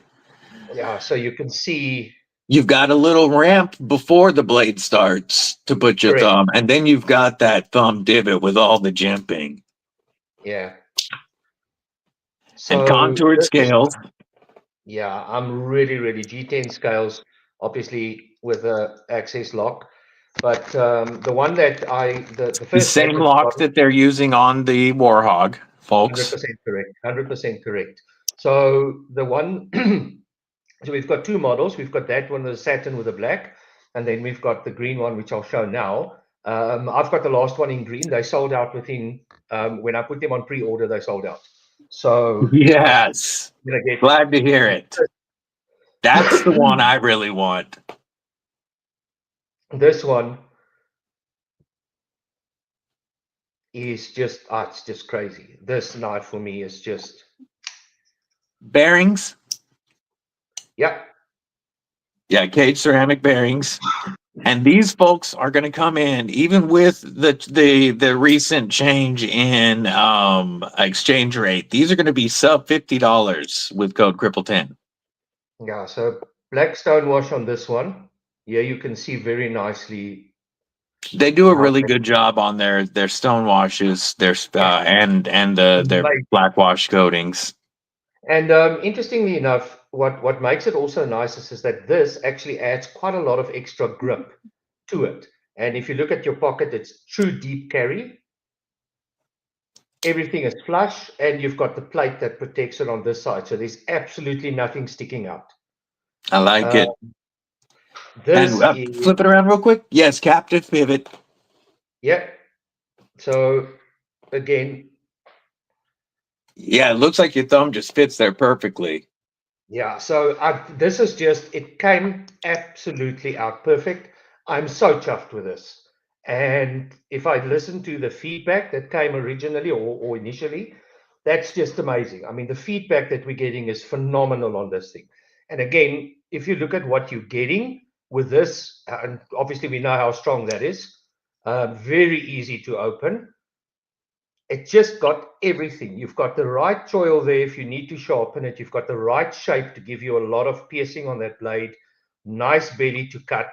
It's a proper thick blade, 3mm D2. I love it. I like that a lot. And sub $50, folks. Do you know our weight on it? The weight is, if I'm not mistaken, I think it's 108 grams. Which comes out to 108 grams, comes out to 3.8 ounces. Oh, I've got my scale here. Let me check quickly. No, I lied to you. It's 102, which is 0.22 pounds. 3.5. 3.5 ounces. Yeah. Nice. 3.5 ounces for this. So right about that inch to ounce ratio that folks look for on blade balance. Yep. MPG has asked a couple of times about the M390 version of Typhon. I know, I'm ignoring it explicitly. I've seen, because I've popped it up a couple of times, and I've seen you look at it. No, I don't have an update on it. The budget version will be first, and then the M390. So I don't have a time frame on it. It will be this year, but I don't want to commit to a date yet. We've got a lot of stuff in production currently, and I don't want to overcommit on things. What I can tell you is that the Blood Eagle is planned for end of this month, so that's very close. We've got the Jackal. I can't wait for the Blood Eagle. Pardon, go ahead with the Jackal. Yeah, we've got the Jackal and the Weasel coming. There's a lot of our other fixed blades that are coming. There's 1 or 2 other customs, which I can't talk too much about right now. But there is one that's also almost done with a prototype, so we can start looking at that. And so there's a lot in the pipeline, and then obviously Typhon and the premium Warhog, and so yeah, it's and there's and actually quite and a lot. the Cosmos. Yeah. So I see there was a question with is the liner skeletonized? Yes, sir, definitely they are. I'm not sure if you're going to be able to see. There we go. Yeah, we can. I can see that. Let me give you the screen. But yeah, we can see the green through the black. It's definitely easier to see on that one than it would be on the black. You can see it's skeletonized as well. So green is gone. There is going to be some black in the U.S. in the month or so. Second shipment. Yeah, there's going to be green and satin in green and black in the US. It's just the green one sold out so quickly in South Africa that I'm going to have to get more. I've only got one green left, but there is by manufacturing there is, and that will come through, and that will be both colors. Awesome. Yeah, So the right green now will you only definitely. have mine. Right now you only have mine on hand, is what you're saying. Yes, yeah, something like that. Gareth is asking if the Blood Eagle is going to be the black satin combo only. Nope, it is coming in OD green and black. OD green as Awesome. well. So this And color is the green to give you also an going to idea, be a satin blade? yes. So it's this color green to be exact. Nice. Let me pop that one up again. That's the Rico T. No, that's the Rico. Yeah. So that's the exact color it's going to be. Nice. To be very fair, it's both these colors exactly. Gotcha. Yeah, we're using that same micarta. Exactly the same. After handling the prototype and knowing the changes that are coming to it, I am so stoked for the Blood Eagle. Just the ability to flip the clips, you can put it on either side, Yep. and the wave, the pocket opening feature, are going to be massive. Yeah, I watched MPG's video on the Blood Eagle, and I must say I caught a little bit. I don't know if it was real, but I got a little bit of a surprise when that opened. I didn't think you expected it to open that quickly. It got a phenomenal action on it, and I saw when you opened it. That was so. Imagine that with an auto deploy. It's just going to be.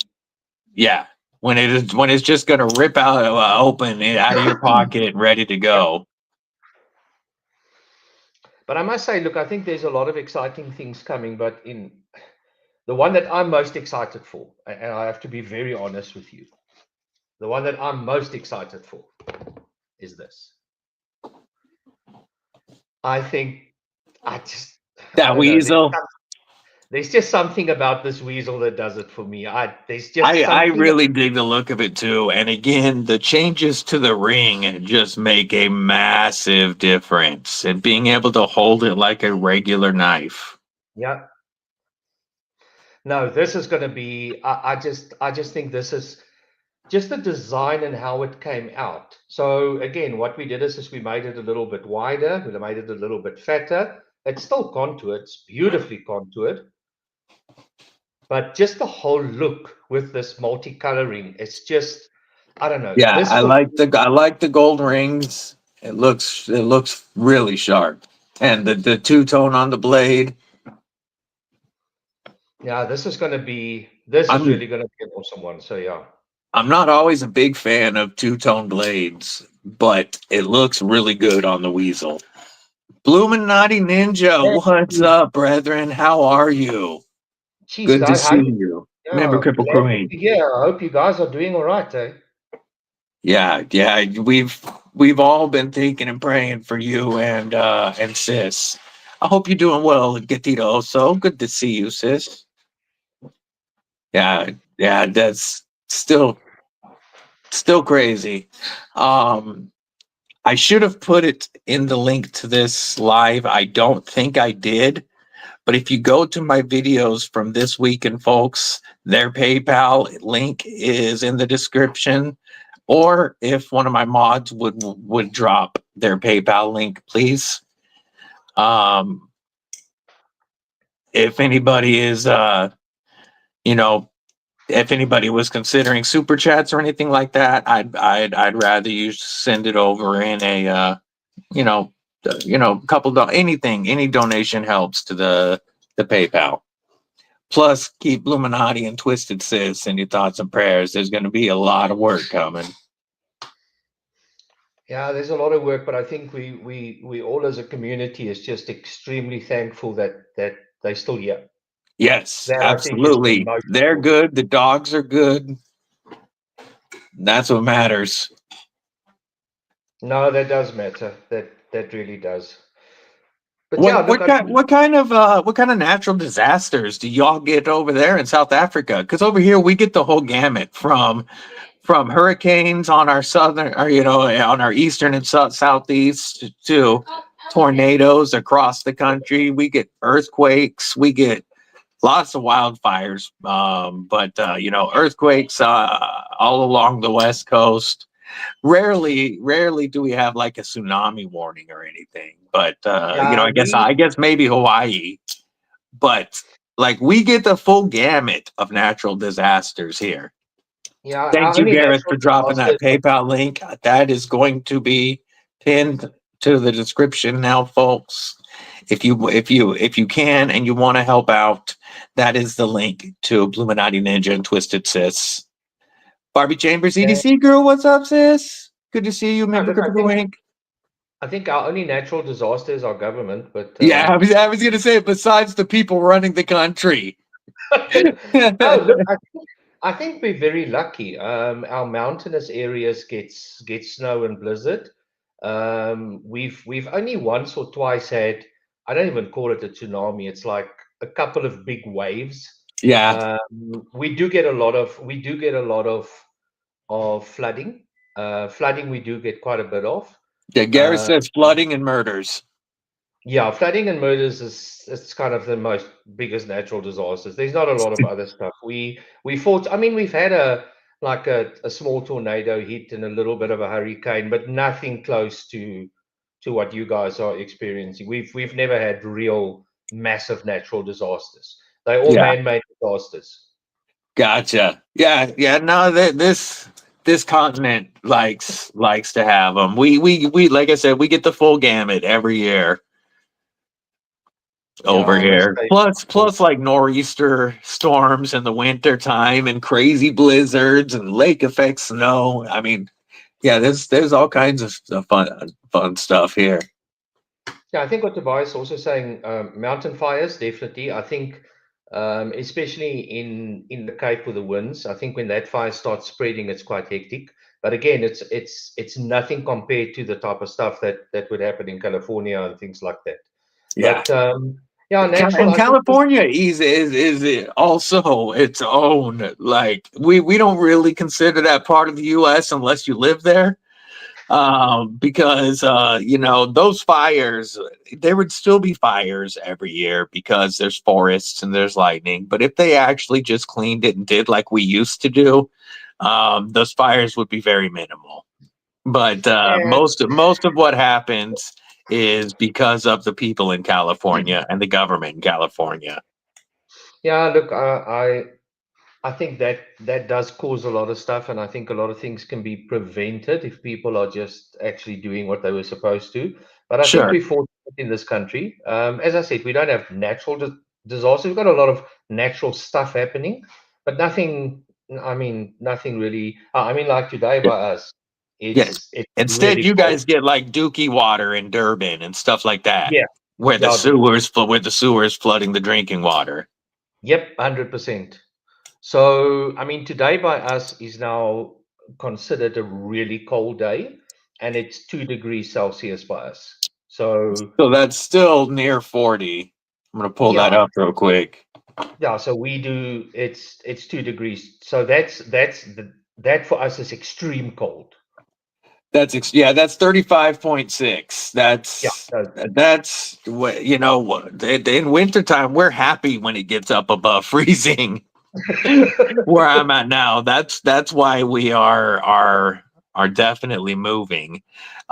Is I got to get somewhere warmer because I can't stand, like I was talking to you, and this was, I think, March or April. No, no, no. We were talking about winter temperatures. So it was in the wintertime. And I hit either you or Gareth with, well, for you, it's negative 13 degrees today. And that was 7 degrees Celsius, Fahrenheit for Yeah, us. I won't. I don't know. The cold for me, we're not built for cold in this country. We're built for heat and for nice weather. Our country is typically a nice weather climate. Yeah, Uh, we do get obviously in the different states or provinces, we've got various different temperatures and things like that. But we typically have got a really mild, nice, hot weather. sure. So cold for us is like we hate it. Get over with. I want to swim. I want to have my JD in the sun. I don't want to sit here and freeze my ass off. Yeah, Um, I was talking to, I think it was Hilton, from Rutherford Forge, and he was talking about it being cold that day because it was 16 degrees. And I look and I'm like, man, we've only gotten that warm twice this year. It was 58 degrees at the time, and we had a really long, chilly spring where I'm at. Temperatures didn't start getting hot until recently, okay. and so yeah, at the time I was like, man, that's. He's like, this is our winter. I'm like, dude, we're supposed to be going into summer, and we've only hit that a couple of times. Yeah, look, it's I don't know. The seasons are definitely changing. That's a fact. Whether it's for whatever reason, but our summers are getting nicer, but our winters are getting extremely colder. Last year wasn't too bad, but this year it started off with a bang. It Yeah. is exceptionally cold.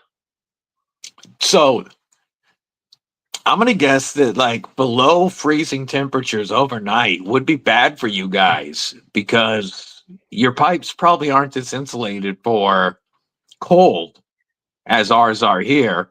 And even here, we can have a problem with pipes bursting when it's cold. Yeah, our biggest problem is that our fauna and our flora, our natural grass and plants and trees and stuff is not used to that cold. So when we get any form of frost, all the plants get black frost immediately and it's gone. Oh, So gotcha. yeah, so when it's really cold, the top of the tree just turns black, and then when you look again, the whole tree is dead. Because we're not used to that type of weather. So frost for us is a bad thing. So we do things like frost covering and things like that, but it typically hurts our gardens. It really, really hurts our gardens. Gotcha. And food production then. Ah, of course. Yeah, no, of course. So pipes and stuff is okay. It's typically pretty I guess Yeah, based on Gareth was certain saying that it was cold. He put on long sleeves because it got down to 14 in Durban. And that's still not winter to us because yeah, but I that's mean, 57 degrees. yeah, I mean, Durban's climate is nice. Durban gets a nice mild winter. They can get cold, but not Probably that. with the water right there, it's definitely got to help. Yeah, look, it's a pretty shitty weather that. Now, their water is a bit shitty there, but it's That's okay. what I've been hearing a lot lately. To the point where Rutherford Forge actually was commissioned to do a ceremonial trident for a water priest. And we got to see that when we went live with Rutherford, when we went live with Hilton and Nicola. And it was crazy. This long, twisted steel trident that they made for this Hmm. guy was awesome. Yeah, But so yeah, so it was because he was going to go out and try to pray the water clean. so interesting. Gareth is saying there's a lot of snow on one of the main mountain ranges that we've got called the Drakensberg. We just refer to it as the Berg.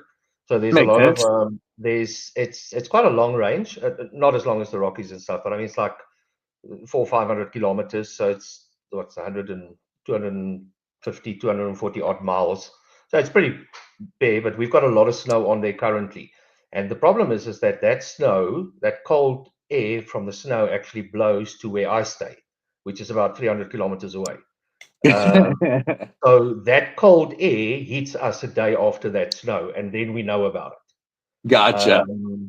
And that's why it's so cold, because there's snow there. There was the heavy snow yesterday on the mountains, and now we're getting it. So I'm getting that cold air coming through. And tomorrow morning, we're going to, pardon my French, but we're going to shit tomorrow morning. It's going to be cold.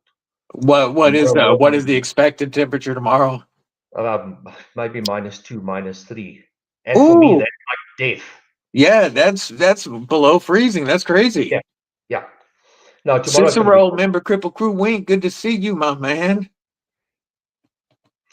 You know, the biggest problem I ran into in Utah, MPG, is all the soccer moms and their vans and SUVs.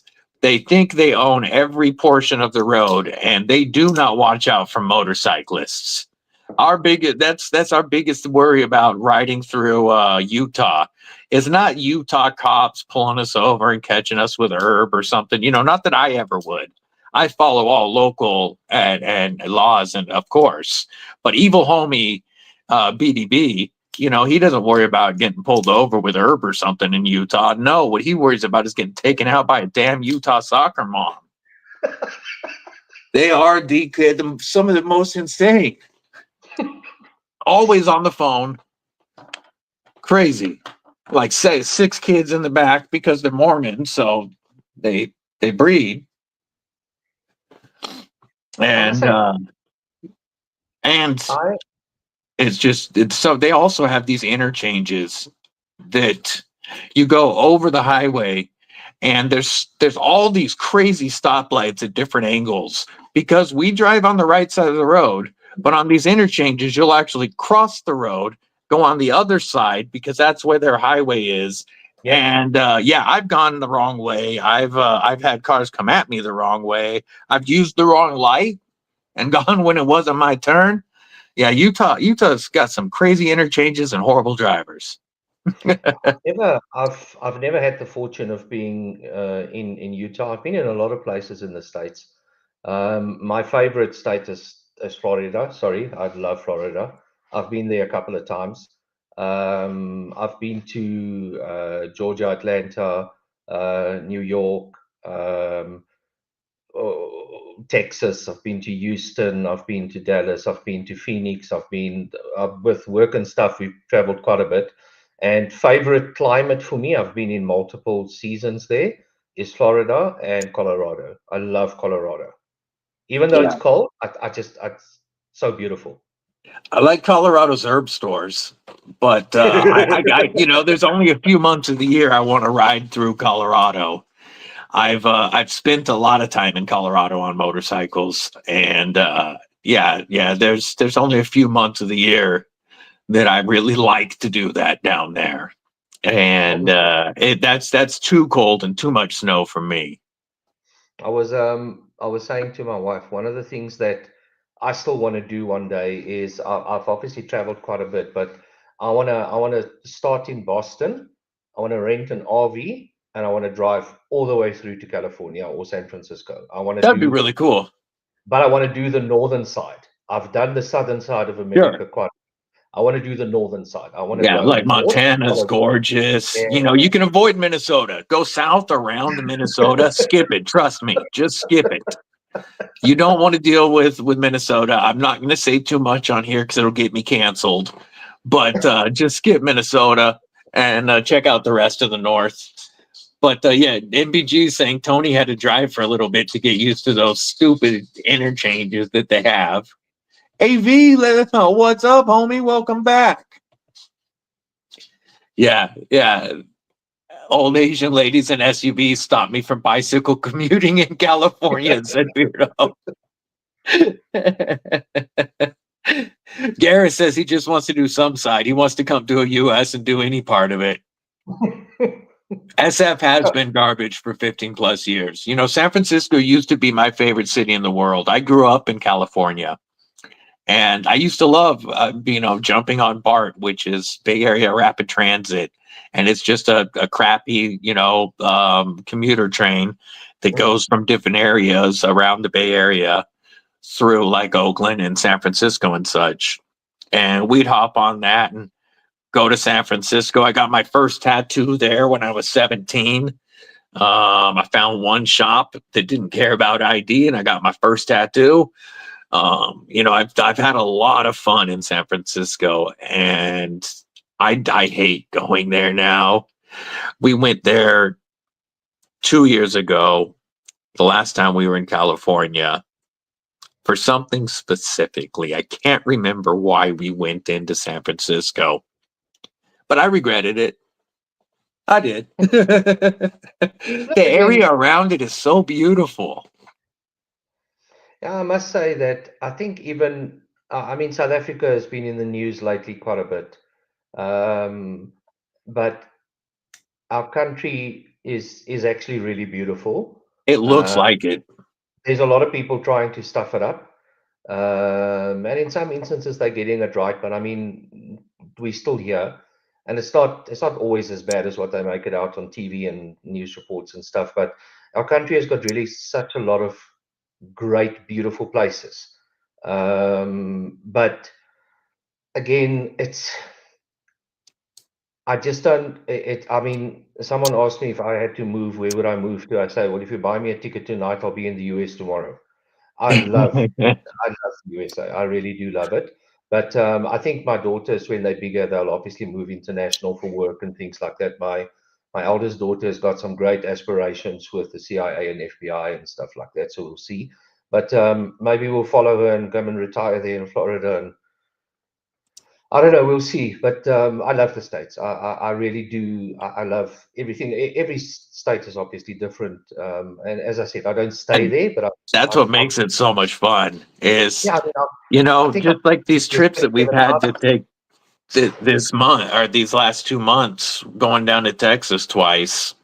Once for Deadly Daughters college stuff, and from Washington to Texas, where we were going the last time, is 1,700 miles. So let's go. I did this math, but I forgot miles Like to 3,000 KM. kilometers. About 3,000. 2,700 kilometers. Yeah. And in those 2,700 kilometers, you go through so many different types of places, because you go from mountains and rivers to Utah. I mean, you can go through deserts. You can go through Utah with the red rock that looks completely different from New Mexico deserts, which, and then you got mountains. You got Texas, it's got, a whole bunch all to itself because it's so big. But going through all the different states, you really can check out so many different types of climates and, a variety of, like you said, flora and fauna. We've got just about everything but rainforests as far as types of areas. But yeah, definitely it's a blast to go to the different states. The Deadly Daughter and I went to Florida several years ago, and we loved it. Like she and I, we were like, we could move here.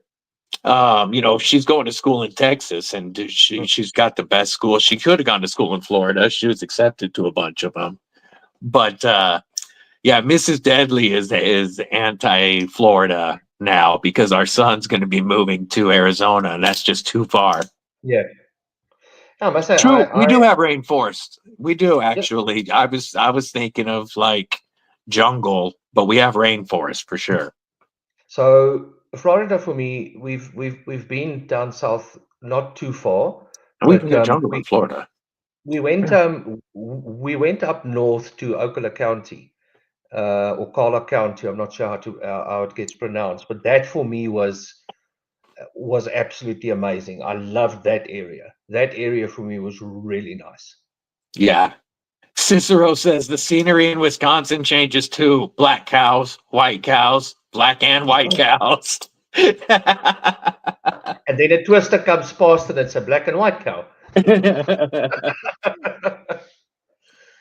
So maybe if I could ask, I mean, we've been chatting very nice now and everything, but for the guys that have been on here for a while, if you had to choose maybe like some of these knives that I've shown tonight, which ones would you want to see in the US first?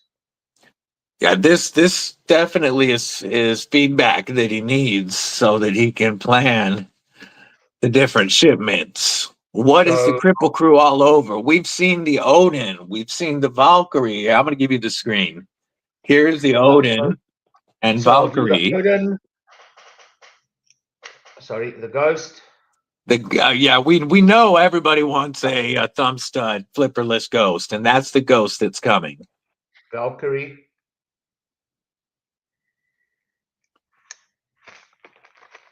We'll do the Spoliator. I want to see the Spoliator. Kelly is saying Quan. Yeah. Ghost. Frauke. Yeah, the Frauke. Beardo says the drop.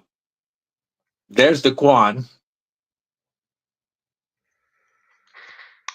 Mick Ranger says Primo Warhawk, Primo Typhon. Rico T. Rico T. Tanto version or the drop point. Button And then lock the one Tonto. that will definitely be coming, is this. That's a fact. Yeah, the drop is coming. Faux show. Or the snap. I said drop. The snap is coming for sure. So it's interesting to see what would. Neil Mack, what's going on? Good to see you at lunchtime. Kelly says Quan first, followed by the Ghost. I like the Quan. I like the Spoliator.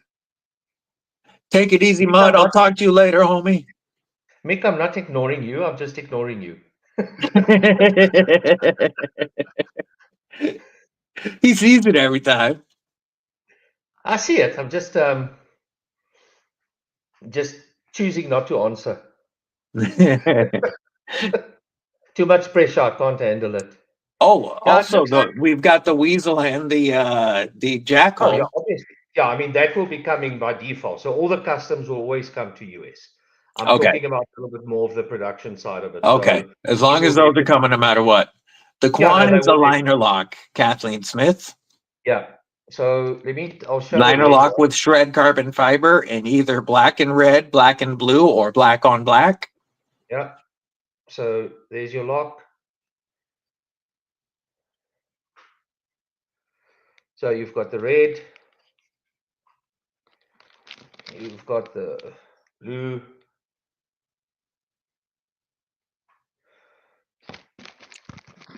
And then my favorite. Yeah, the black on black. I think the black on black might actually be my favorite. Mick Ranger's saying the Quan. The drop is not part of the Father's Day sale because the drop is not in the US yet, Beardo. Yeah, unfortunately. You can use code Kripple 10 to save 10%, of course. Yeah. But the drop is not in the US. The Father's Day sale is limited to knives with US availability so that Kelly can do her damnedest to get it to you by Father's Day. Yeah. So that's the whole point of being able to get these on the cheap, is being able to get them by Father's Day. Okay, so Mika's got a very interesting comment. Definitely, yeah. I think in the beginning, we started with a lot of flippers and slowly but surely started moving to a lot more thumb studs. That's why you'll see a lot of the button locks, the button liner locks, the access lock. All of them are only coming out with flippers. All the newest ones is just it's just thumb studs. Really excited to see the button liner locks. Yeah, look, it's we've obviously got the one, but the Typhon will be in that as well. But again, I think we've realized that we can actually, and I'm going to make a very strong statement now. Maybe I must be careful, but maybe I must do it. There's a very big knife brand with a B. I'm not going to go further than that, just now I get sued. But I will challenge their access lock anytime against mine. Anytime. It's the same lock as the Warhog, so I agree. I will have owned both. I kept my Warhog. I did not keep the other knife. So I'm not gonna name it. But yes, the other one, much more expensive, over 3 times the cost of the Warhog. Yep. With some of the crappiest FRN I've ever felt in my life, and a very weak and off-centered axis lock. It took me a long time to get that knife trued up, and I would definitely put this crossbar up against it. Oh, that's what I'm saying. I think, and again, utilizing the same mechanism in here, I think it's going to make it. If you can imagine how strong it is with that thick Warhog blade, how it's going to act with this. Yes, it's going to feel great with the snap. Later, Beardo. Yes, War Room, what it do, brethren? Original member of Kripple Krew Inc. This is the snap that we're looking at right now, War Room. Oh, wait, And these will be in the color. US soon. There's the one that, yeah, green and black right there. The snap is awesome. Gareth says he's dropping his video in 30 minutes. I hope you pick it up again. Yeah. Dad jokes. Hey, we're allowed to. Yep. Yeah, so look, I think it's exciting times. I think there's earlier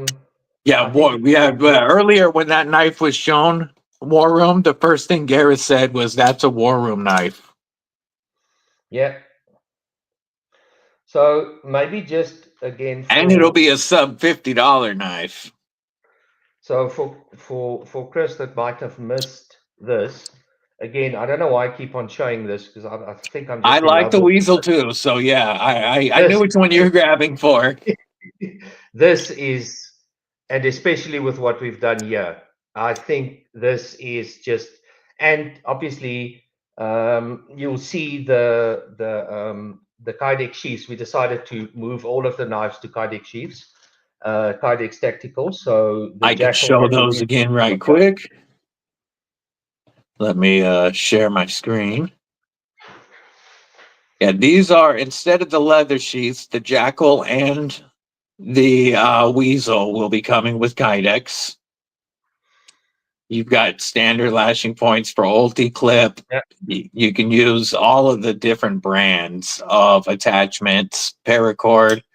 I'm assuming these are coming with a TechLock style clip. No, actually not. We took it off. Only Kydex. Okay. No lock to it. So you can do with it what you want. Because I always take off the TechLock clips. Exactly. A lot of people do. So I don't use them. I do not like them. I take them off of everything. And I prefer an UltiClip or straps. Or, so there's different companies that make clips that work so much better. I might put like 2 straps like that, WIXCO blades. I think straps would be phenomenal for it. But it must have the ability to be taken off, and you can do with it what you want to. So I might just add that.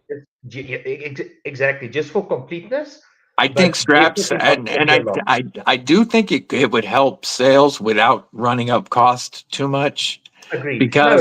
Because then at least people in their mind have a complete picture, and then they can still change it if they feel like it. But I love scout straps. Yeah, look, I think again, I've got the option to still decide. Those Kydex sheaths are hopefully arriving by me tomorrow, just to check the QC and make sure I'm happy with it.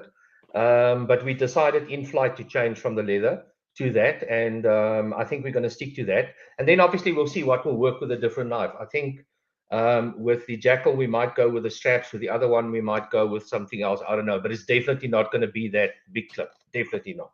Yeah. Yeah, Mick Yeah. Ranger says a strap would help sales. A strap on. Yeah, I agree. BNA the button that's on the bottom of the Tech-Lock style clips. So often when I sit down, it'll pinch and it'll open that clip. Correct. Yeah. I see Mick also asked, what about Ultim?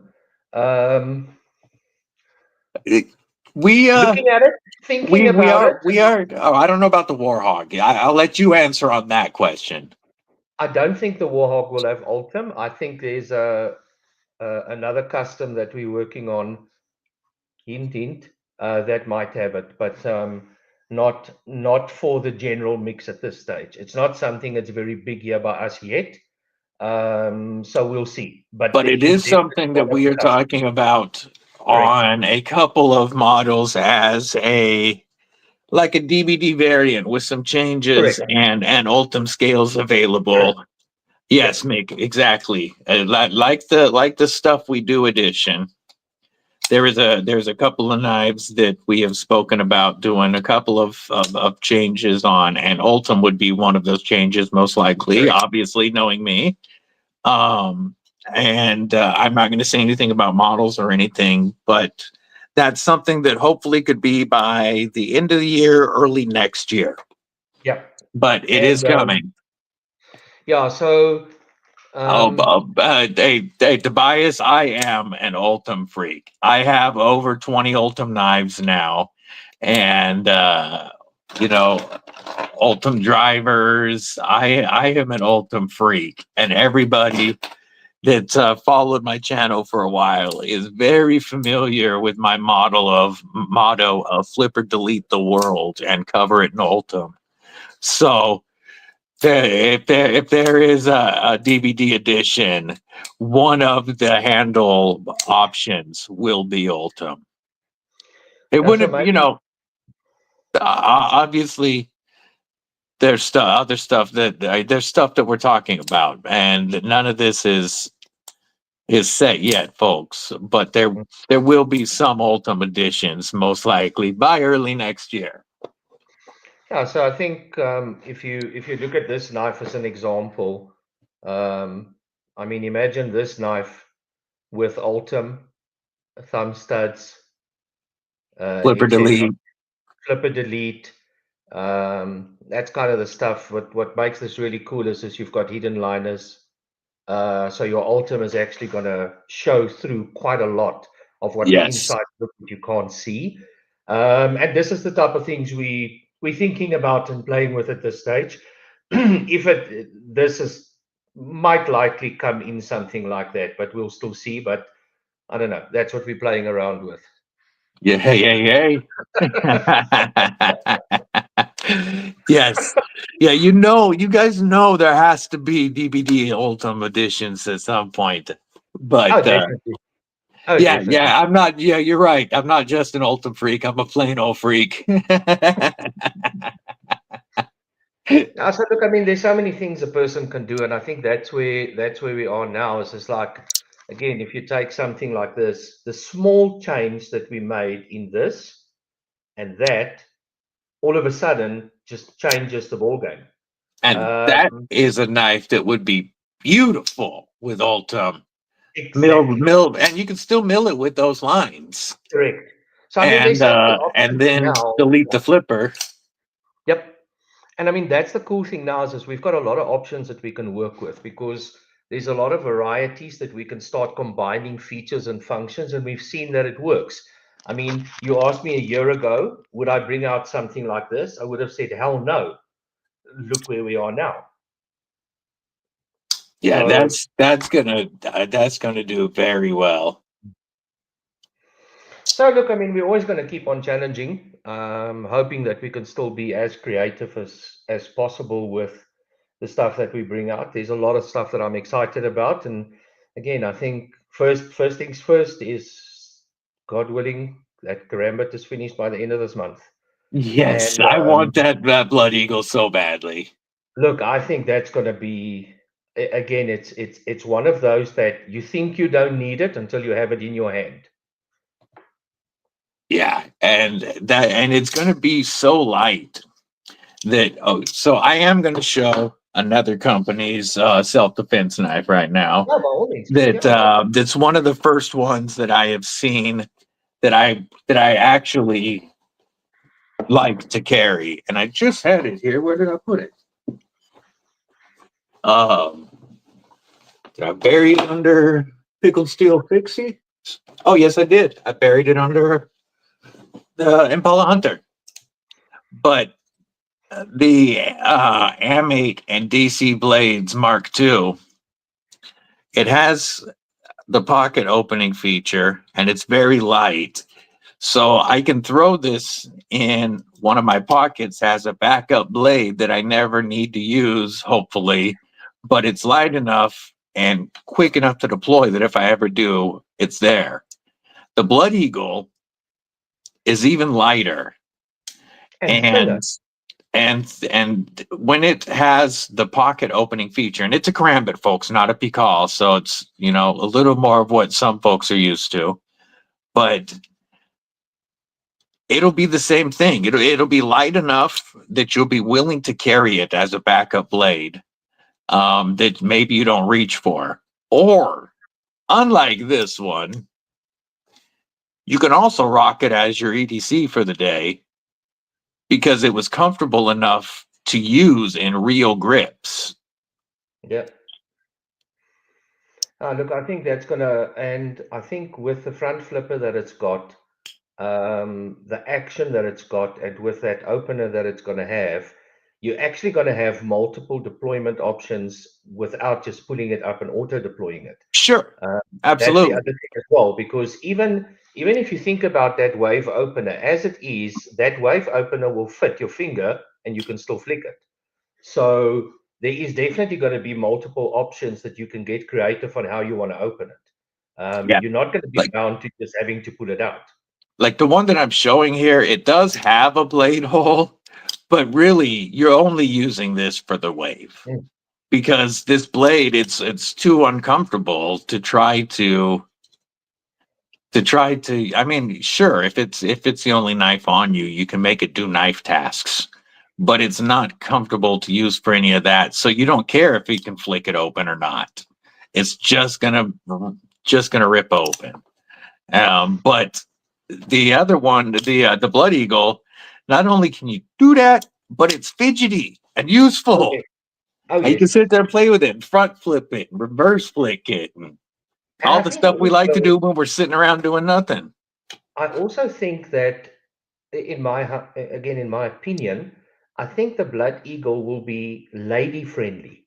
I actually think it's going to be easy enough for a lady to carry, where they would typically never touch a karambit. I can see Um, that. I actually think it will work very well for them because it can still do all the EDC tasks. It can peel an apple, it can cut open nail polish, whatever you want to do. But if you do have to Open more use it, knife boxes. yeah, I mean, it can definitely do it.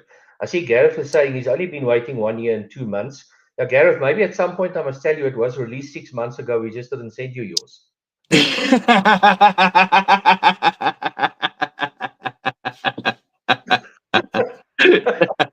That would be hilarious. Hey, Northman, welcome. I do not have any GEC blades, period. I have not tried any GEC.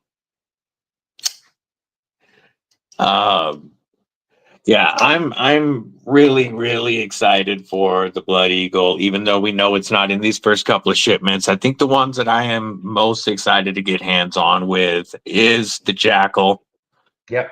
the Drop, and the Spoliator are the Yeah. top three I really want to get hands on with. I mean, I like everything that we looked at. I got to get hands on with a Mads for show, a 10.5 inch slip joint. But yeah, the those three I think are the top three I'm looking forward to. Yeah, look, I think it's exciting times. As we started the conversation tonight, I think there's so many different options coming out. I think people have got a lot of variety, but again, in my opinion, I see a lot of the same. It's the same knife, same blade, different logo. This has changed, that has changed. There's nothing really unique, funky coming out, and that's what we want to try and stick to. I'm not just going to bring stuff out that everyone has got. Yeah, we've got some of those, but we always try and make it a little bit different, and I think that's what hopefully will keep us going into the future as well. So Yeah. we'll see what that holds There for us. are there are a couple budget companies that really like to flood the market with 6 to 8 knives every month, but at least half of them look like something they've already made. I just reviewed the Kaiser Madrak, Mhm. and a couple of months ago I reviewed the Kaiser Task. And when I reviewed the Madrak, in my review, I was like, sure, it's a nice knife, but they did the knife better 2 months ago in the Task. So I'm like, it's not a poorly made knife. It is a well-made knife, but I've seen a better version of it recently, and just like or creating a million editions of a Milita. Yeah, look, I think that's again, you won't see a lot of the stuff on our site that's too similar. Again, I try and stick to a little bit of differences just to try and cater for the market as well. At some point, you're going to reach, I guess, some form of saturation. But the cool thing is with the designers that we've got working now and lined up, I mean, in the next, let's say, 12 months, knives that you will start seeing you'll start seeing the Cosmos, obviously very, very nice and different.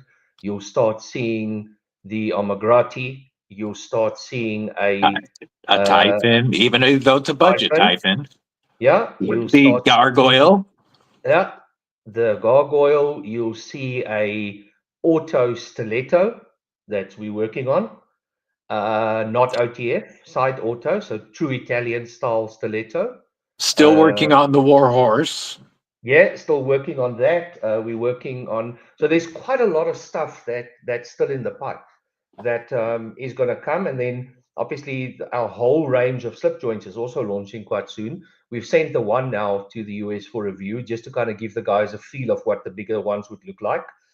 With there's going to be different handle materials and different blade shapes and stuff, but that's also coming. That's also on its way. So yeah, I think there's a lot of differences coming, and hopefully it can just keep the guys excited. I think it's a nice time to be around. Um, and again, I want to put the challenge out. I'd like someone to please make some videos of that Rhino using it as a hard use knife. I want Beat I've the got to hell out of it. beat it and tell me what it does. Doing hard knife tasks. Yeah, someone must take it and go and you know what? If you break it, I'll send you a new one. It's as simple as that. But And just I know we have talked a lot about D2 folks. The Rhino is 14C 28N. It is not only orange, there is also black. the black micarta, yeah. And for Contoured. 14 This one C's, is G10. The black is micarta. Either one is contoured and fills the hand very, very well. And then you've got that generous thumb divot right there, or you easily get to that tip, but very solid lockup, rock solid, and great action. The yeah, the uh, studs mm, are great, and the studs are they stick out a bit more than you see oftentimes, so that these are really easy to get to with gloves. With the chamfer and the tall stud, your thumb, that was me. Your thumb just hits it, or the reverse flick. It goes through that chamfer and just hits it.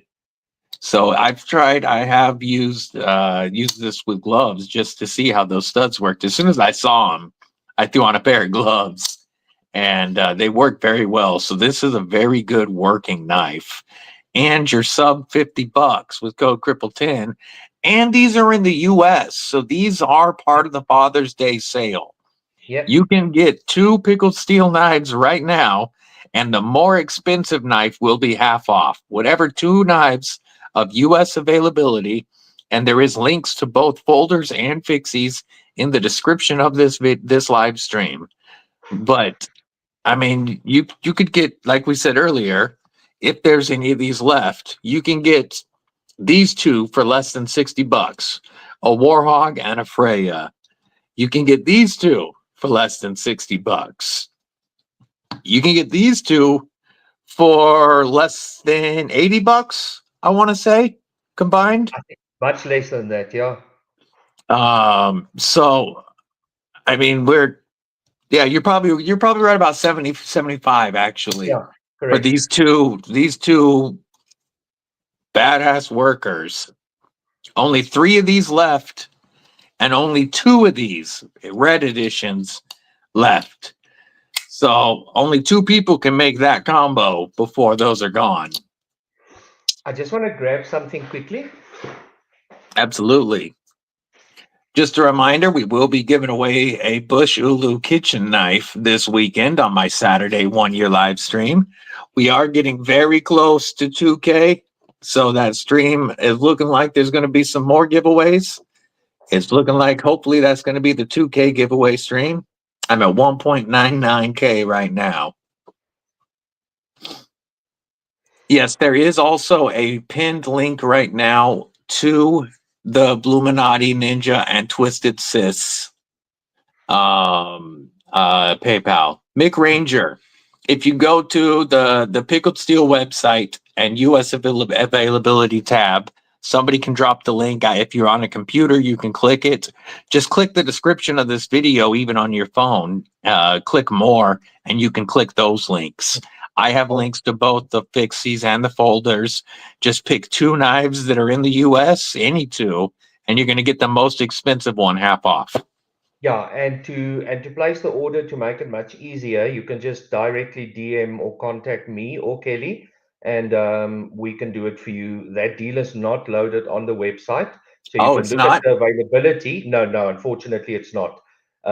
It's there. You can see them, but when you want to place the order, you do it directly with me or Kelly. I didn't load that special on because otherwise it would Okay. be applicable to South Africa as well. So Oh, that you makes can just get in sense. contact. Yeah. You can Yeah, just yeah. And contact me or Mick, Kelly, all you got to and do is hit up Kelly or Aldo. I know you got them both on Instagram. yeah, and we can get you going with that. So no problem at all. Yeah, and there's the fixie and the folding links. Yeah. It's not on the website. That makes sense though, because Yeah, it's only US. yeah, it's only for And the US. So we decided that let the guys rather order it directly, and then it just makes it easier for us to get it to you in time if there were people that are interested. that makes sense. Yeah. But yeah, it's stupid deal right now.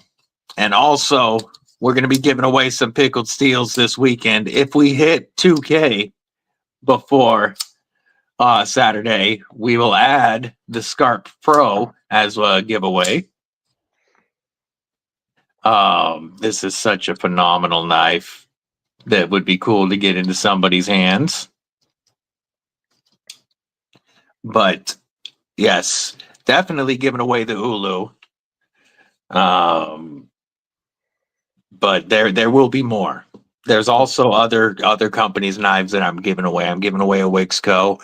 If we hit 2K, this will be the stream that we give away a FerraMonster Glideman CP, the new FerraMonster, the one that I prefer to their premium version. So this Saturday, the live stream going to be lit, and it's looking like the giveaway is going to be pretty massive. If we hit that 2K, I've got a lot saved up. And we've got You can of knives course from a make it lot a of lot brands. easier. So I think you can make it a lot easier, DVD. Just can the live, have it, but don't give the giveaways. Just send them with my pack. It's easy. I love giveaways. And I never win stuff. Hey, you won one of the coolest giveaways I've had. I did, and I absolutely love your slip, and I love that Rosecroft. I absolutely love it. That's awesome. Yeah, I figured even if you ended up throwing your own slippy in the slip, as long as you had the slip. Yep, that is really, really special to me, and thank you again for the opportunity to have that. I really do love it. Speaking of Rosecraft, we'll be giving away a French broad jack. Should we hit 2K? This is a really nice slippy. I'm gonna show real quick It's got with the a Laguel beautiful worn style. clip. Yeah, it's got that Laguel style handle, eh? Yeah, Oh, yeah, nice. it's very like it just slides Oh, into your hand and beautiful. becomes part of it, Oh, that's beautiful. especially in a like a pinch. Yeah, the of course all Rosecrafts are fingerprint magnets, but ebony or black sandalwood is the wood on it, and D2 steel.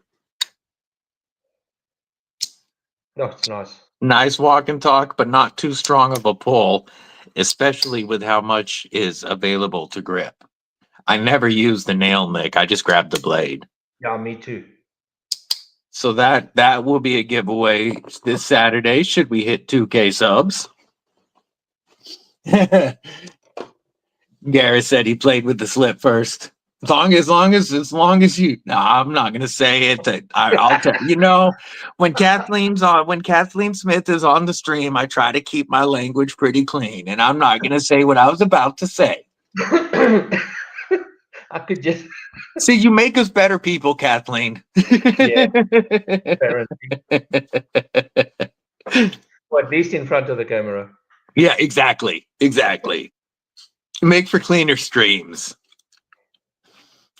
Folks, I do want to mention that the Mads, that's because Beardo, the Mads has not hit US shores yet. The folding cleaver has Yeah. not hit the shores yet.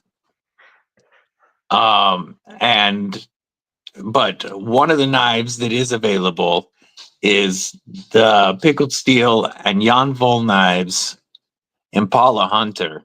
Jan Vol is a member of the South African Master Knife Makers Guild, and the Impala Hunter is one of his most famous and most ordered designs. We have had Jan on the stream, and this is one of his most requested designs. And Pickled Steel did an almost 1-for-1 conversion. The only difference is really the size of the pins. We are still the same steel that Jan Vol uses within 690, using the same wood that Jan Vol uses on his custom, contoured. And this just, there's no jimping, but the way these wood scales grip my hand, I don't feel the need for it. In any grip, these wood scales, they're smooth. You know, they're not textured, so they are smooth, but they're not slick like most are. Blind Wolf Fury, member Kripple Krew Inc. What's going on? So if you were using this as a hunting knife, and even if you got some of that beef jerky juice on the blade or on the scales, I'm not worried about slipping a lot on these. They feel phenomenal. Yeah, that's a cool thing about a sandalwood. Sandalwood gives you that texture as well. That's why, again, jumping was an option or an optional there. But the sandalwood gives you enough grip. You're never gonna really slip with that thing. No, I haven't felt the end. I'm a big proponent of jimping typically. Especially because with my hands being as twitchy as they get with my nerve damage, I like being locked in. But with the shape of his handle, for one, and the grip of the sandalwood, I have no need for jimping on this blade. It just locks. And these are available in the US. You're going to get an amazing fixed blade under $60, and it could be half off depending on what your two knives are that you pick. Like literally, you could get a Bush Ulu kitchen knife for $20 and then end up picking this up for right around less than 30 then, because it's Correct. under $60. Correct. So you could be $50. You could be less than the cost of this knife, almost the price of this knife, and get both of these. Yeah. That's how crazy of a sale it is. So interesting on that sandalwood. It's a wood that I really love using in a lot of the knives that I've got, because of a lot of features that it's got. But now that contoured sandalwood that you've got there, imagine that on a folder we're busy working on. From a certain somebody I know. This would feel really good. Yeah, so it's the same as on the Impala Hunter, that contoured sandalwood on a folder. There are Ulus in the US, and there are still a couple of stuff we do Freya's. So just DM Kelly, Beardo. DM Kelly, and she'll get you set up with it. The website is not 100% up to date. I'm a little bit slow there. Best is just to chat to Kelly and or myself, and we can confirm what is. Yes, but she says she has both right now, ready to ship. And between these two, you'd be what, 35, 40, less than $40 with the Father's Day sale. Yeah. And you'd get one of the most useful kitchen knives I have felt. But and used. I use this. This is my user kitchen knife. We must say, useful but fugly. Oh yeah, yeah. It's very, but in such a fun way. And it makes you, when you're cutting stuff, want to punch something too. It's like, so tactical kitchen knife. It's so practical. Yeah, it is though. For any type of cutting, it just goes right through it. And the grind, the hollow grind going into this texture keeps food from sticking to the blade. Kill all llamas, what's going on? Says what it do, Kripple Krew and South African crew. We're gonna give you some Pickled Steel acoustics. We'll give you a Pickled Steel salute. Yay. Much appreciated. I really appreciate the support, my friend. It means a lot to me. Tobias says those prices nearly make it with buying in the US and shipping it back to SA.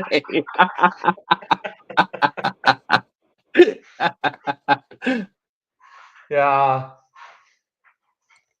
What can I say? So how far are you from Cape Town? Because I know Tobias is in Cape Town. I know you're a long ways from Durban. I'm about 600 and something from Durban, and about kilometers, and 1,300 from Cape Town. So about, whoops, I went the wrong way. So about 800 miles from Cape Town. Yeah. Roger. Because you're in Praetorian, right? Yeah, correct. And now, how far is all of that from Johannesburg, Joburg? No, it's about 18 miles close. Yeah, I thought you were really close to. Yeah, I'm very close to Joburg. Yeah, I'm very close to Joburg. Gotcha. About a half an hour's drive. If there's no traffic, it's 20-25 minutes drive. How different is Joburg from Praetorian? Day and night. Day and night. Joburg is a I don't know. Pretoria and the area that I stay is called Centurion. Is a lot more. It's a lot more homely, family orientated. Where Joburg is a little bit more, I don't know, snobby, more sophisticated, trying to be. It's a very not upper class, but the people are trying to be posh. Yeah, you get Joburg people and you get Pretoria people. Pretoria people is a lot more, I guess I'd like to say a little bit more down to earth, etc. Where Joburg is a little bit more fast paced. Yeah, more Yeah, city living. yeah, Well, what yeah, we would think of as city living. yeah. I would compare. It's like they say New York is a beautiful place. Just take out all the New Yorkers, then it will be an even better place. Yeah. It's Garrett actually says it's living 30 better. minutes because you drive slow. KO Knives, what it do, my man? And Beardo, do you have Instagram? Here is Kelly's Instagram link. Just hit her up, Kelly White 9910 or Pickled Steel Official. Hmm. Either one works. Oh, wait, no, it's just Pickled Steel on Instagram. YouTube is Pickled Steel Official. No, it's the other way around. Other way around? Okay, Other way Instagram's around. Pickled Steel Official. I Yeah, remember, correct. I knew one was one. So, yeah, Tobias says he used to be in Pretoria back in the days when It's Centurion actually was called still. How would you pronounce that? Verwoerdburg. Verwoerdburg.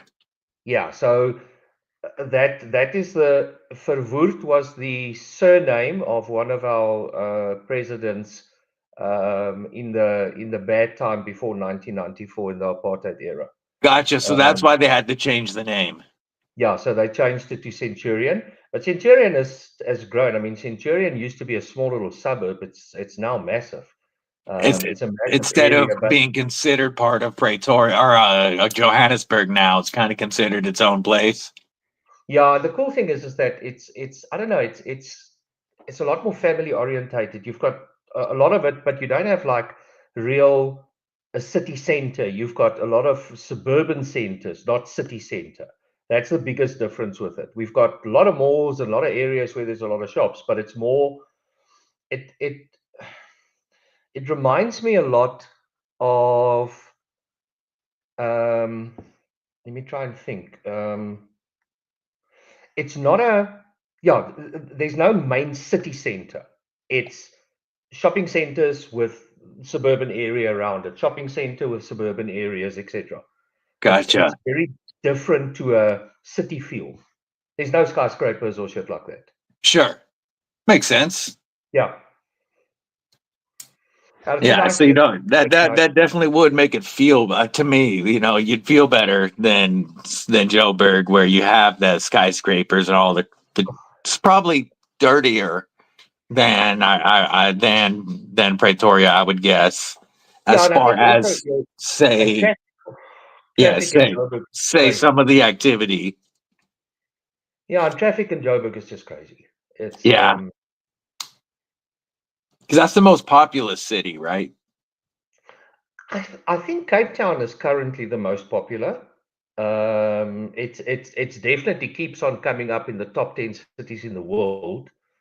Cape Town is a really beautiful place. They keep on reminding you that they've got a sea and a mountain. All the Cape Townians. Sorry, guys, but they keep on reminding you that they've got the best of both. They've got a huge mountain and they've got the sea. Yeah, But Cape Town but is pretty and so cool. there's more Durban used people to be there. cool. You would say there's more people there than Johannesburg now. Um, I don't think there's That's more what I people, meant but by I think there's a lot of populous. yeah. I think a lot of more people are moving there. I don't think it's as condensed yet, but I think soon it will be. Gotcha. Yeah,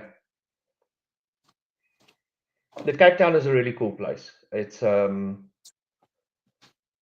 there's a I lot of really nice need to stuff. get I think over every there. town and area has got their own benefits and good stuff and bad Yeah, stuff.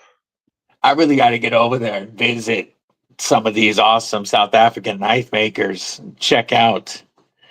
The water is freezing in Cape Town right now, says Gareth. Yeah. Probably not used to that.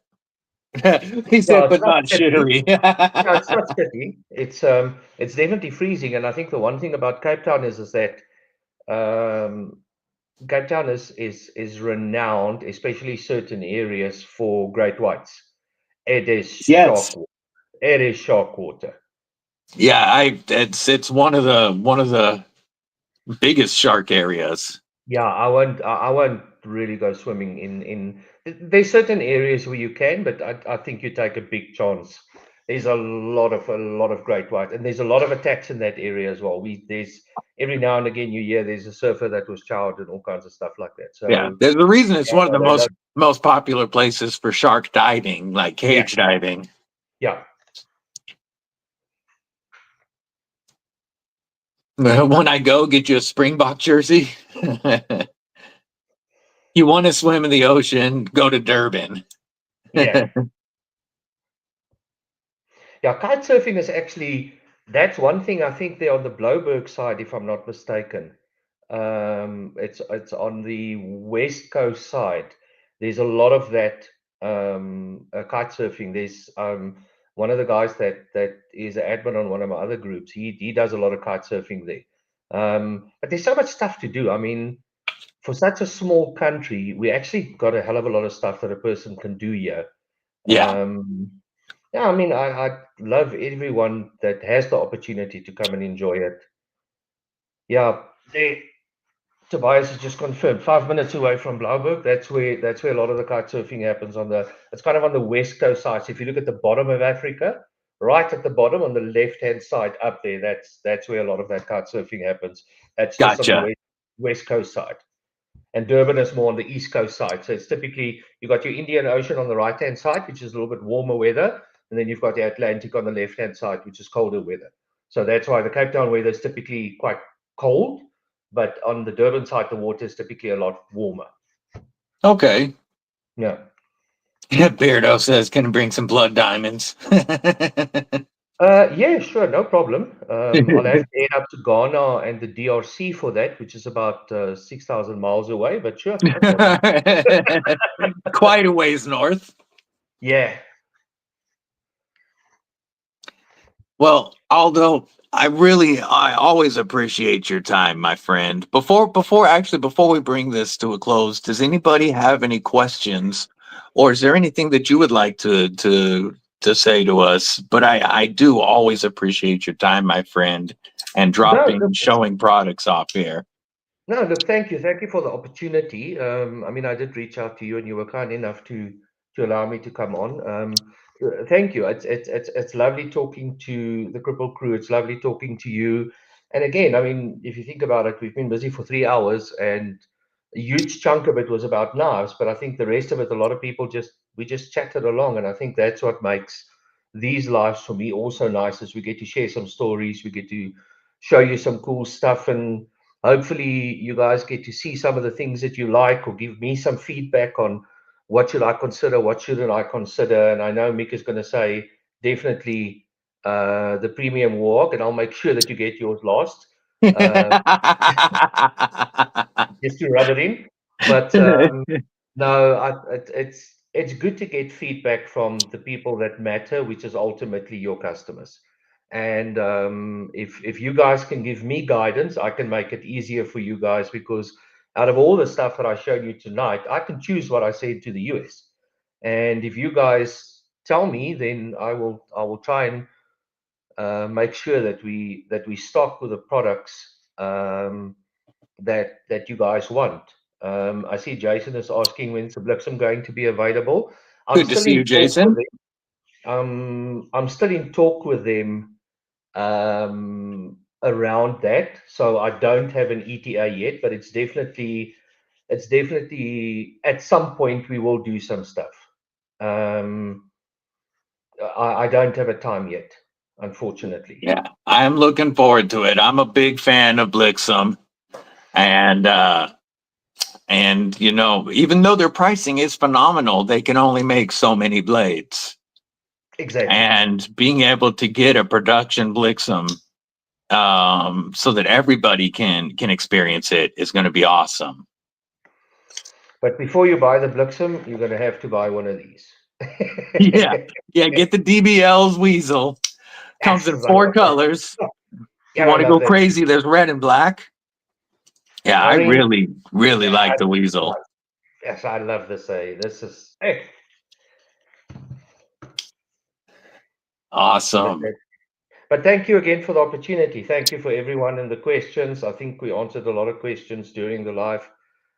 Just thank you for the opportunity. I love chatting to you guys. Love being here.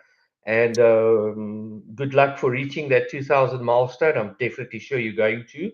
I And then appreciate that, my friend. celebrate greatly on Saturday. Absolutely. And we will definitely do this again in the future. I look forward to seeing everybody Thursday night for TNT Thursday Night Talks with DBD and War Room, as War Room will be talking about his first ever Blade Show experience and his Blade Show haul. So y'all are going to want to make sure you see that too. Much love to my much love to my EDC familia. I hope everybody has a fantastic day. Stay safe, stay frosty. Most importantly, stay deadly.